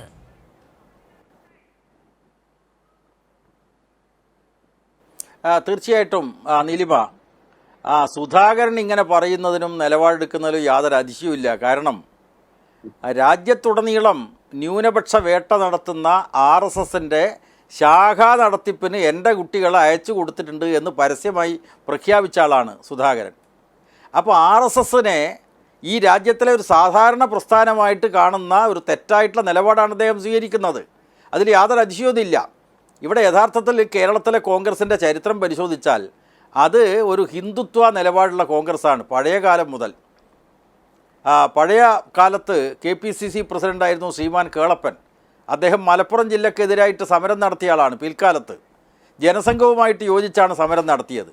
ആ കേളപ്പൻ KPCC പ്രസിഡൻ്റായിരിക്കുന്ന ഘട്ടത്തിൽ 1948 മാർച്ച് മാസത്തിൽ ജനുവരി 30 മഹാത്മാഗാന്ധിയുടെ രക്തസാക്ഷി ദിനം. ആ മതഭ്രാന്തന്മാരായിട്ടുള്ള ആളുകൾ രാജ്യത്തുടനീളം താണ്ഡവ നൃത്തമാടുന്ന ഘട്ടത്തിൽ 48 മാർച്ച് മാസത്തിൽ അദ്ദേഹം നാദാപുരത്ത് നടത്തിയ ഒരു പ്രസംഗത്തിൻ്റെ കോപ്പി ഞാനിവിടെ വായിക്കുകയുണ്ടായി. അതിൽ ലീഗിനോടുള്ള വിരോധം കൊണ്ട് അദ്ദേഹം വികാരം കൊണ്ട് അദ്ദേഹം പറയുന്നത് മുസ്ലിങ്ങൾ രാജ്യത്തോടുള്ള വിശ്വാസ്യത തെളിയിക്കണമെന്നാണ്. എൻ്റെ അടുക്കുണ്ട് പത്രത്തിൻ്റെ കോപ്പി, അതുകൊണ്ടാണ് ഞാൻ പറയുന്നത്. അപ്പോൾ ആ KPCC പ്രസിഡൻ്റായിട്ടുള്ള കേളപ്പനിൽ നിന്നും സുധാകരനിലേക്കുള്ള ദൂരം എത്രയാണ്? കേരളത്തിലെ കോൺഗ്രസ് നേതൃത്വം ഇപ്പോൾ കേരളത്തിലെ ഇടതുപക്ഷ ഗവൺമെൻറ്റിനെതിരായിട്ടുള്ള വിരോധം മൂത്ത് BJPയുടെ ഒക്കച്ചങ്ങാതിമാരായി പ്രവർത്തിക്കുകയും ഗവർണറുടെ അങ്ങേയറ്റം തെറ്റായിട്ടുള്ള നടപടികൾ, കാവ്യവൽക്കരണത്തിനു വേണ്ടി നടത്തുന്ന പരിശ്രമങ്ങൾക്ക് കൂട്ടുനിൽക്കുകയും ചെയ്യുന്ന സമീപനമാണല്ലോ കേരളത്തിലെ കോൺഗ്രസ് നേതൃത്വം സ്വീകരിക്കുന്നത്. അതുകൊണ്ട് മുരളീധരൻ എന്ത് പറഞ്ഞു കഴിഞ്ഞാലും അതൊന്നും സുധാകരൻ അംഗീകരിക്കാൻ വേണ്ടി പോകുന്നില്ല. സുധാകരൻ അഖിലേന്ത്യാ നേതൃത്വം പറയട്ടെ എന്ന് പറഞ്ഞാൽ അഖിലേന്ത്യാ നേതൃത്വം കൈക്കൊള്ളുന്ന നിലപാട് സംബന്ധിച്ചാണ് ഞാൻ നേരത്തെ പറഞ്ഞത്. ഇവിടെ ജോർജ് പൊടിപ്പാറ പറയുന്ന വേറൊരു ഭാഗം, ഇവിടെ വിശ്വാസികളുടെ വികാരം വ്രണപ്പെടുത്തുന്ന ഒരു നിലപാട് കോൺഗ്രസ് സ്വീകരിക്കണമോ എന്നുള്ളതാണ്. ഇവിടെ നിങ്ങൾ നോക്കൂ, ഈ കേരളത്തിൽ ശ്രീരാമനെ ഭക്തിപൂർവ്വം ആഘോഷിക്കുന്നവരുണ്ട്. അതുപോലെ തന്നെ ശ്രീകൃഷ്ണനെ ഭക്തിയാദരത്തോടു കൂടി കാണുന്നവരുണ്ട്. അമ്പലങ്ങളുണ്ട്, ക്ഷേത്രങ്ങളുണ്ട്. എന്നാൽ ശ്രീകൃഷ്ണ പ്രതിഷ്ഠയെ ആരാധിക്കുന്നവരടക്കം ഈ നാട്ടിൽ RSSൻ്റെ കുട്ടികളുടെ ഘോഷയാത്ര സംഘടിപ്പിച്ചപ്പോൾ അതിനെതിരായിട്ടുള്ള നിലപാട് സ്വീകരിച്ചല്ലോ. അപ്പോൾ ശ്രീകൃഷ്ണ ജയന്തി ആഘോഷം വന്നപ്പോൾ അഷ്ടമി ദിവസം, അതാണ് കൃഷ്ണാഷ്ടമി ദിവസം, ഗുരുവായൂരമ്പലത്തിൽ പൂജയുണ്ട്, ശ്രീകൃഷ്ണ ക്ഷേത്രങ്ങളിലൊക്കെ പൂജയുണ്ട്. അതിനെ ആരും എതിർത്തിട്ടില്ല. പക്ഷേ ശ്രീകൃഷ്ണ പ്രതിഷ്ഠയെ ആരാധിക്കുന്ന ജനങ്ങളടക്കം അതിനെ ആസ്പദമാക്കിയിട്ട് തെരുവിൽ RSSകാരുടെ രാഷ്ട്രീയ ഘോഷയാത്ര സംഘടിപ്പിച്ച് അതിനെ അടിസ്ഥാനപ്പെടുത്തി ഒരു ഹിന്ദു വർഗീയ രാഷ്ട്രീയം രൂപപ്പെടുത്താൻ ശ്രമിച്ചപ്പോൾ അതിനെ ശക്തമായിട്ട് എതിർത്തവരാണ് ഞങ്ങളൊക്കെ. അതിൻ്റെ ഫലമായിട്ട് കേരളത്തിലെ ശ്രീകൃഷ്ണ വിശ്വാസികളും ശ്രീരാമ വിശ്വാസികളും ഒക്കെ CPMനെതിരായിട്ടുള്ള നിലപാട് സ്വീകരിച്ചിട്ടുണ്ടോ? ഇല്ലല്ലോ. അപ്പോൾ മതവിശ്വാസം വേറെ, മതഭ്രാന്ത് വേറെ. ഇവിടെ ഞാൻ നേരത്തെ സൂചിപ്പിച്ചതുപോലെ രാജ്യത്തുടനീളം മതഭ്രാന്തും ഭക്തിഭ്രാന്തും സൃഷ്ടിക്കുന്ന RSSനെതിരായിട്ട് ദൃഢമായിട്ടുള്ള നിലപാട് ജനാധിപത്യത്തിനും മതനിരപേക്ഷതയ്ക്കും വേണ്ടി നിലകൊള്ളുന്നു എന്ന് അവകാശപ്പെടുന്ന കോൺഗ്രസ് സ്വീകരിക്കണ്ടേ? ഇതാണ് വിഷയം. അതുകൊണ്ട് ഇത് പ്രീണനത്തിൻ്റെ യാതൊരു വിഷയവുമല്ല. നമ്മുടെ രാജ്യത്തിൻ്റെ ഭരണഘടന ഉയർത്തിപ്പിടിക്കുന്ന മതനിരപേക്ഷ നിലപാട് ഉയർത്തിപ്പിടിക്കുന്ന ഏതൊരു വ്യക്തിയും ഏതൊരു പ്രസ്ഥാനവും ഒരു മതത്തെ മാത്രം പ്രൊജക്റ്റ് ചെയ്യുന്ന നിലക്ക് രാഷ്ട്രത്തിൻ്റെ നേതാക്കന്മാർ, ഭരണാധികാരികൾ ഇടപെടുന്നതിനെ എതിർക്കുമ്പോൾ തീർച്ചയായിട്ടും അത് രാജ്യത്തിൻ്റെ ഭരണഘടന ഉയർത്തിപ്പിടിച്ചുകൊണ്ടുള്ള നിലപാടാണ്. അതിന് ഘടകവിരുദ്ധമായിട്ടുള്ള നിലപാടാണ് മോദിയും കൂട്ടരും സ്വീകരിച്ചു കൊണ്ടിരിക്കുന്നത്. അതിനെ കൃത്യമായിട്ട് എതിർക്കുന്ന നിലപാട്, ദൃഢമായിട്ടുള്ള നിലപാട്, ആദർശം പണയം വെക്കുന്ന നിലപാടല്ല വേണ്ടത്, ആദർശം ഉയർത്തിപ്പിടിക്കുന്ന നിലപാടാണ് കോൺഗ്രസിൽ നിന്ന് പ്രതീക്ഷിക്കുന്നത്. അങ്ങനെ വന്നാൽ തീർച്ചയായിട്ടും നേരത്തെ ഇവിടെ ഫസൽ ഗഫൂർ പറഞ്ഞതുപോലെ കോൺഗ്രസിനും ഇന്ത്യ എന്ന പൊതുവേദിക്കും മതനിരപേക്ഷതയുടെ ഭാഗമായി രാജ്യത്തിലെ ജനങ്ങൾ കൂടുതലായിട്ട് വോട്ട് ചെയ്യുന്ന അനുഭവമാണ് ഉണ്ടാവുക. അതാണ് എനിക്ക് പറയാനുള്ളത്. യെസ്, അതായത് സീതാറാം യെച്ചൂരി ഉയർത്തിപ്പിടിച്ച ആർജവമെങ്കിലും കോൺഗ്രസ് കാണിക്കണം എന്നാണ് പല കോണുകളിൽ നിന്നുള്ള അഭിപ്രായം.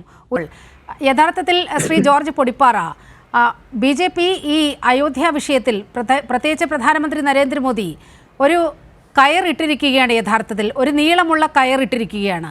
വേണമെങ്കിൽ കോൺഗ്രസിന് അതിൽ തൂങ്ങിച്ചാകാം, അല്ലെങ്കിൽ ഈ കയർ പിടിച്ച് കോൺഗ്രസിന് കയറി വരാം. ഇതിൽ എന്താണ് നമ്മൾ കോൺഗ്രസിൽ നിന്ന് പ്രതീക്ഷിക്കുന്നത്? നീലമയും ഞാനും ഈ പാനലിലുള്ള ശ്രീ ജയരാജനും അതുപോലെ തന്നെ ഫസൽ ഗഫൂറും ഒക്കെ ആഗ്രഹിക്കുന്നത് കോൺഗ്രസ് ആ കയറി പിടിച്ച് കയറി പോരാനായിരിക്കും. തൂങ്ങിച്ചാവണമെന്ന് ആഗ്രഹിക്കില്ല ആരും.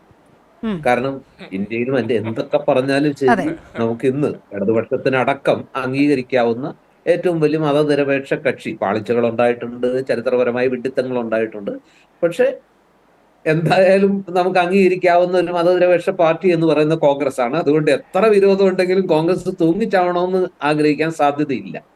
അപ്പൊ അത്രയും അത് നമുക്ക് കോമൺ ആയിട്ട് അംഗീകരിക്കാവുന്ന, യോജിക്കാവുന്ന ഒരു വിഷയമാണ്. ആ കയറ് വരട്ടെ. പക്ഷെ നീലിമ, നമ്മൾ പറയുന്നത്ര സിമ്പിൾ അല്ല ഇത്. ഇപ്പൊ ഫസൽ ഗഫൂർ പാലസ്തീൻ വിഷയത്തിന്റെ കാര്യത്തിൽ കമ്മ്യൂണിസ്റ്റ് പാർട്ടി സ്വീകരിക്കുന്നത് കേരളത്തിലെ മുസ്ലിം പ്രീണനം ഉദ്ദേശിച്ചല്ല എന്ന് അദ്ദേഹം പറഞ്ഞു. അഖിലേന്ത്യാ തലത്തില് കോൺഗ്രസ് പാർട്ടി എല്ലാ കാലത്തും പാലസ്തീൻ അനുകൂല നിലപാടെടുത്തും ഇന്ദിരാഗാന്ധിയെ യാസർ അറാഫത്ത് എന്ന് പറയുന്ന PLO ചെയർമാൻ സ്വന്തം സഹോദരി എന്ന് വിളിച്ചതും ഒക്കെ അപ്പൊ കോൺഗ്രസും ആദ്യം മുതലേ എടുത്തൊരു നിലപാടുണ്ട്. നെഹ്റുവിന്റെ കാലം മുതൽ അല്ലെങ്കിൽ അതിന് മുമ്പ് മുതലേ എടുത്തൊരു നിലപാടുണ്ട്. അതെ, അപ്പൊ അതും നമ്മൾ അംഗീകരിക്കേണ്ടതുണ്ട്. ഈക്വൽ ഇമ്പോർട്ടൻസോടുകൂടി ഏതായാലും CPM എടുത്ത നിലപാടിനേക്കാൾ അന്താരാഷ്ട്ര വേദികളിൽ പാലസ്തീനെ സംബന്ധിച്ചിടത്തോളം കൂടുതൽ തുണയാകുന്നതും പാലസ്തീൻ കൂടുതൽ എന്താ പറയുക നന്ദിയോടെ ഓർക്കുന്നതും തീർച്ചയായിട്ടും ഇന്ത്യ ഭരിക്കുന്ന അന്നത്തെ കോൺഗ്രസ് എടുത്ത നിലപാടായിരിക്കുമല്ലോ. അപ്പൊ അതുകൂടി അങ്ങ് ഈക്വൽ ഇമ്പോർട്ടൻസോടുകൂടി അതേ എംഫസിസോടുകൂടി പറയണമെന്ന് എനിക്കൊരു അഭ്യർത്ഥനയുണ്ട്. ഈ ഒരു ഭാഗം മാത്രം പറഞ്ഞാൽ പോരാ. അത് പോട്ടെ, ഞാൻ പറയാൻ ഉദ്ദേശിക്കുന്നത് നീലിമ, ഈ പറഞ്ഞ വികാരങ്ങളൊന്നും ഈ മതവികാരങ്ങളൊന്നും രാഷ്ട്രീയത്തെ ബാധിക്കില്ല എന്നാണ് ഇവർ രണ്ടുപേരും ഇരുന്ന് പറയുന്നത്. പക്ഷെ കേരളത്തെ തന്നെ എടുത്ത് ഞാൻ അത് തെറ്റാണെന്ന് പറയാം. സ്ഥാപിക്കാൻ എളുപ്പമാണ്. ഈ കഴിഞ്ഞ 2019 തെരഞ്ഞെടുപ്പിൽ ഏറ്റവും കത്തി നിന്ന സാധനം എന്താ? ശബരിമലയിലെ സ്ത്രീ പ്രവേശനം സംബന്ധിച്ച സുപ്രീം കോടതി വിധി. ആ വിധി, സുപ്രീം കോടതിയുടെ വിധിയുടെ സ്പിരിറ്റിൽ നടപ്പാക്കാൻ കേരളത്തിലെ ഇടതുപക്ഷ ഗവൺമെന്റ് തീരുമാനിച്ചു. അതിനൊപ്പം ഒന്നുകൂടി ഓർക്കണം, പിണറായി സർക്കാർ അധികാരത്തിലേറിയിട്ട് എന്താ പറയാ നല്ല ഭൂരിപക്ഷത്തിൽ അധികാരത്തിൽ വന്ന് നല്ല പ്രതിച്ഛായയോടെ ഒന്ന് ചുരുക്കി കാര്യം രണ്ടതിഥികളിലേക്ക് കൂടി പോകണമല്ലോ. ഞാൻ ചുരുക്കാണ്. ആ തെരഞ്ഞെടുപ്പിൽ എന്ത് കെയർ ഓഫിലാണ് രാഹുൽ ഗാന്ധി വയനാട്ടിൽ മത്സരിച്ചുകൊണ്ടാണെന്നൊക്കെ പറഞ്ഞാൽ ഞാനത് വിശ്വസിക്കില്ല. മറിച്ച് ആ ശബരിമല വിഷയത്തിൽ പരമ്പരാഗതമായിട്ട് CPM-ന്റെ വോട്ട് ബാങ്ക് ആയിരുന്ന CPM-നെ പിന്തുണച്ചിരുന്ന ആ ഒരു എന്താ പറയാ ഈ പറഞ്ഞ BJP-ക്കും കിട്ടുന്ന ആ സമൂഹത്തിൽപ്പെട്ട ആളുകളിൽ നല്ലൊരു വിഭാഗം ഈ വിഷയത്തിന്റെ പേരിൽ CPM-നെ എതിർക്കുകയും മറിച്ച് വോട്ട് ചെയ്യുകയും ചെയ്തത് കൊണ്ടാണ് അന്ന് 20-ൽ 19 അതിന് ശ്രീ P. ജയരാജൻ മറുപടി പറയും. ശ്രീ P. ജയരാജൻ. തീർച്ചയായിട്ടും. അപ്പൊ അത് കേരളം പോലെ പ്രബുദ്ധമായ ഒരു സംസ്ഥാനത്ത് ഇത്രയും തീവ്രമായ മതവികാരം ഇല്ലാത്തൊരു സ്ഥലത്ത് അത് ഒരു വലിയ ഘടകമായി മാറി. ശരി, അദ്ദേഹം മറുപടി പറയട്ടെ. അത് അപ്പൊ നോർത്ത് ഇന്ത്യയിലെ ഹിന്ദി ഹൃദയഭൂമിയിൽ 80% രാമൻ ഇഫക്ട് ഉണ്ടാവില്ലേ? നമുക്ക് അങ്ങനെ വിശ്വസിക്കാൻ പറ്റും. അദ്ദേഹം മറുപടി പറയട്ടെ. ഇവിടെ ശ്രീ പൊടിപ്പാറ 2019 ലോക്സഭാ തെരഞ്ഞെടുപ്പിന് ശേഷമാണ് 2021 നിയമസഭാ തെരഞ്ഞെടുപ്പ് ഉണ്ടായത്. മുൻ സീറ്റുകളേക്കാൾ കൂടുതൽ ഭൂരിപക്ഷത്തോട് 99 സീറ്റുകളോട് കൂടി LDF കേരളത്തിൽ അധികാരത്തിൽ വന്നു എന്ന് കൂടി കാണണം. എല്ലാ ഘട്ടങ്ങളിലും ഇടതുപക്ഷ പ്രസ്ഥാനങ്ങൾ കൃത്യമായിട്ടുള്ള നിലപാട്, ദൃഢമായിട്ടുള്ള നിലപാട് സ്വീകരിച്ചിട്ടുണ്ട്. ഇവിടെ നിങ്ങൾ നോക്കൂ, തീർച്ചയായിട്ടും പൊടിപ്പാറ ഞാൻ പറയൂ, ശബരിമലയുടെ കാര്യത്തിൽ ദൃഢമായിട്ടുള്ള നിലപാടാണ് സ്വീകരിച്ചത്. എന്താ നിലപാട്? സുപ്രീം കോടതി വിധി വന്നതിനെ തുടർന്ന നിലപാട്. RSSകാരോ ഞാൻ പറയും RSSകാരോ സുപ്രീം കോടതി വിധി വരുന്നതിന് മുമ്പ്, ശ്രീ പൊടിപ്പാറ കേൾക്കൂ, സുപ്രീം കോടതി വിധി വരുന്നതിന് മുമ്പ് രാജസ്ഥാനിലെ നാഗൗറിൽ ചേർന്നിട്ടുള്ള RSSന്റെ അഖിലേന്ത്യാ പ്രതിനിധി സഭ ക്ഷേത്രങ്ങളിൽ സ്ത്രീകൾക്ക് പ്രവേശനമാവാം എന്ന് പ്രമേയം പാസാക്കിയവരാണ്. അവർ കേരളത്തിലെ NSSൻ്റെയും മറ്റും നേതൃത്വത്തിൽ ആചാര സംരക്ഷണ പ്രതിജ്ഞയൊക്കെ നടന്നല്ലോ. ഇത് വന്നപ്പോൾ കേരളത്തിൽ കുറച്ച് അനുകൂലമായി തങ്ങൾക്ക് നേട്ടമുണ്ടാക്കാൻ കഴിയും എന്ന തോന്നലിനെ അടിസ്ഥാനപ്പെടുത്തി അവരവസരവാദപരമായിട്ടുള്ള നിലപാട് സ്വീകരിച്ചു. സുപ്രീം കോടതി വിധി വന്നപ്പോൾ അനുകൂലിച്ച കോൺഗ്രസ് കേരളത്തിൽ കുറച്ച് രാഷ്ട്രീയ നേട്ടം ഉണ്ടാക്കാൻ കഴിയുമെന്ന് പറഞ്ഞപ്പോൾ അവസരവാദപരമായിട്ടുള്ള നിലപാട് സ്വീകരിച്ചു. അങ്ങനെ ഒരു നിലപാട് CPM സ്വീകരിച്ചിട്ടില്ല, LDF സർക്കാരും സ്വീകരിച്ചിട്ടില്ല. സുപ്രീം കോടതി വിധിയോട് ഞങ്ങൾ യോജിച്ചു, വിധി നടപ്പാക്കാനുള്ള ബാധ്യത കേരള സർക്കാർ ഏറ്റെടുത്തു. അതാണ് ഉണ്ടായിട്ടുള്ളത്. അപ്പോൾ ആശയദാർഢ്യം അവിടെയൊക്കെ ഈ രാജ്യത്തിനു വേണ്ടിയും സമൂഹത്തിനു വേണ്ടിയും CPM സ്വീകരിച്ചതുപോലെ എന്നതാണ് ഞങ്ങളുടെ വിമർശനം. ഈ നിശ്ചയദാർഢ്യം, ഈ ആശയ പ്രതിബദ്ധത കോൺഗ്രസിൽ നിന്നും പ്രതീക്ഷിക്കേണ്ടതല്ലേ? കാരണം അയോധ്യ പ്രതിഷ്ഠാ ചടങ്ങ് എന്ന് പറയുന്നത് ഒരു വജ്രായുധമാണ്. ഈ 22-ാം തീയതി BJP മുന്നോട്ട് വയ്ക്കുന്ന വജ്രായുധമാണ്. അതിൽ കോൺഗ്രസ് വളരെ കൃത്യമായ നിലപാട് ഇനിയെങ്കിലും സ്വീകരിക്കണ്ടേ? വളരെ ചുരുക്കി അങ്ങയുടെ മറുപടി. പെട്ടെന്ന് പറയാം. 40 വർഷമായിട്ട് ഈ പ്രശ്നം നടന്നുകൊണ്ടിരിക്കുകയാണ്. രാമജന്മഭൂമി മാറി മാറി ഗവൺമെൻറ്റുകൾ വന്നു, BJP വന്നു, എതിര് കോൺഗ്രസ് വന്നു, പലവും വന്നു. പക്ഷെ ഒരു സംഭവം നടന്നു. എന്താണെന്ന് വെച്ചാൽ ക്രമേണ കോൺഗ്രസ് പാർട്ടി 50 സീറ്റുകളിലോട്ട് ഒഴുകി. ചിലപ്പോൾ CPM കുറഞ്ഞിട്ടുണ്ടോ, അവർ ഒഴുകിയില്ല എന്നുള്ള പ്രശ്നമല്ല. ഇപ്പം എന്താ പ്രശ്നം എന്ന് വെച്ചിട്ടുണ്ടെങ്കിൽ കോൺഗ്രസ് 50-ന് മുകളിൽ സീറ്റ്, 50 അല്ലെങ്കിൽ 60 സീറ്റിൽ മുകളിൽ പോകുന്നില്ല. അതിന് ശ്രീരാമനെ കുറ്റം പറഞ്ഞിട്ട് എന്താ കാര്യം? അത് ശ്രീരാമൻ ഇല്ലാത്ത സംസ്ഥാനങ്ങളിലും ഇല്ലല്ലോ. ഇപ്പോൾ ഉദാഹരണം ആസാമിൽ പോയി, ഒറീസയിൽ പോയി, പ്രാദേശിക പാർട്ടികൾ ജയിച്ചില്ലേ? അപ്പൊ കോൺഗ്രസിന്റെ തകർച്ചയെ മുഴുവൻ ശ്രീരാമന്റെ മുകളിൽ നമുക്ക് കെട്ടിവെക്കാൻ പറ്റൂല. അതിന് ഇനി മേലാൽ പരാജയപ്പെട്ടാലും ശ്രീരാമന്റെ മുകളിൽ കെട്ടിവെക്കാൻ പറ്റില്ല. അപ്പൊ കോൺഗ്രസ് പാർട്ടിയാണ് ഉണർന്ന് പ്രവർത്തിക്കേണ്ടത് എന്നാണ് എനിക്ക് പറയാനുള്ളത്. ഓക്കെ, അയോധ്യ പ്രതിഷ്ഠാ ചടങ്ങ് ലോക്സഭാ തെരഞ്ഞെടുപ്പിന്റെ ഏറ്റവും ശക്തമായ പ്രചാരണ ആയുധമാകുകയാണ്. അതിന്റെ അലയൊലികളാണ് ഇന്ന് നമ്മൾ അയോധ്യയിൽ നിന്ന് കണ്ടത്. ഇതിൽ കോൺഗ്രസ് എന്ത് നിലപാടെടുക്കും? 22-ാം തീയതി അവിടെ പ്രാണപ്രതിഷ്ഠാ ചടങ്ങിൽ കോൺഗ്രസ് പോകുമോ, അതോ കൃത്യമായ രാഷ്ട്രീയ നിലപാട് കോൺഗ്രസ് ഇക്കാര്യത്തിൽ എടുക്കുമോ എന്നാണ് ദേശീയ രാഷ്ട്രീയം ഉറ്റുനോക്കുന്നത്. ഈ ചർച്ചയിൽ അതിഥികളായി പങ്കെടുത്ത എല്ലാവർക്കും വളരെയധികം നന്ദി. ഇപ്പോൾ ന്യൂസ് ആൻഡ് വ്യൂസ് പൂർണ്ണമാകുകയാണ്.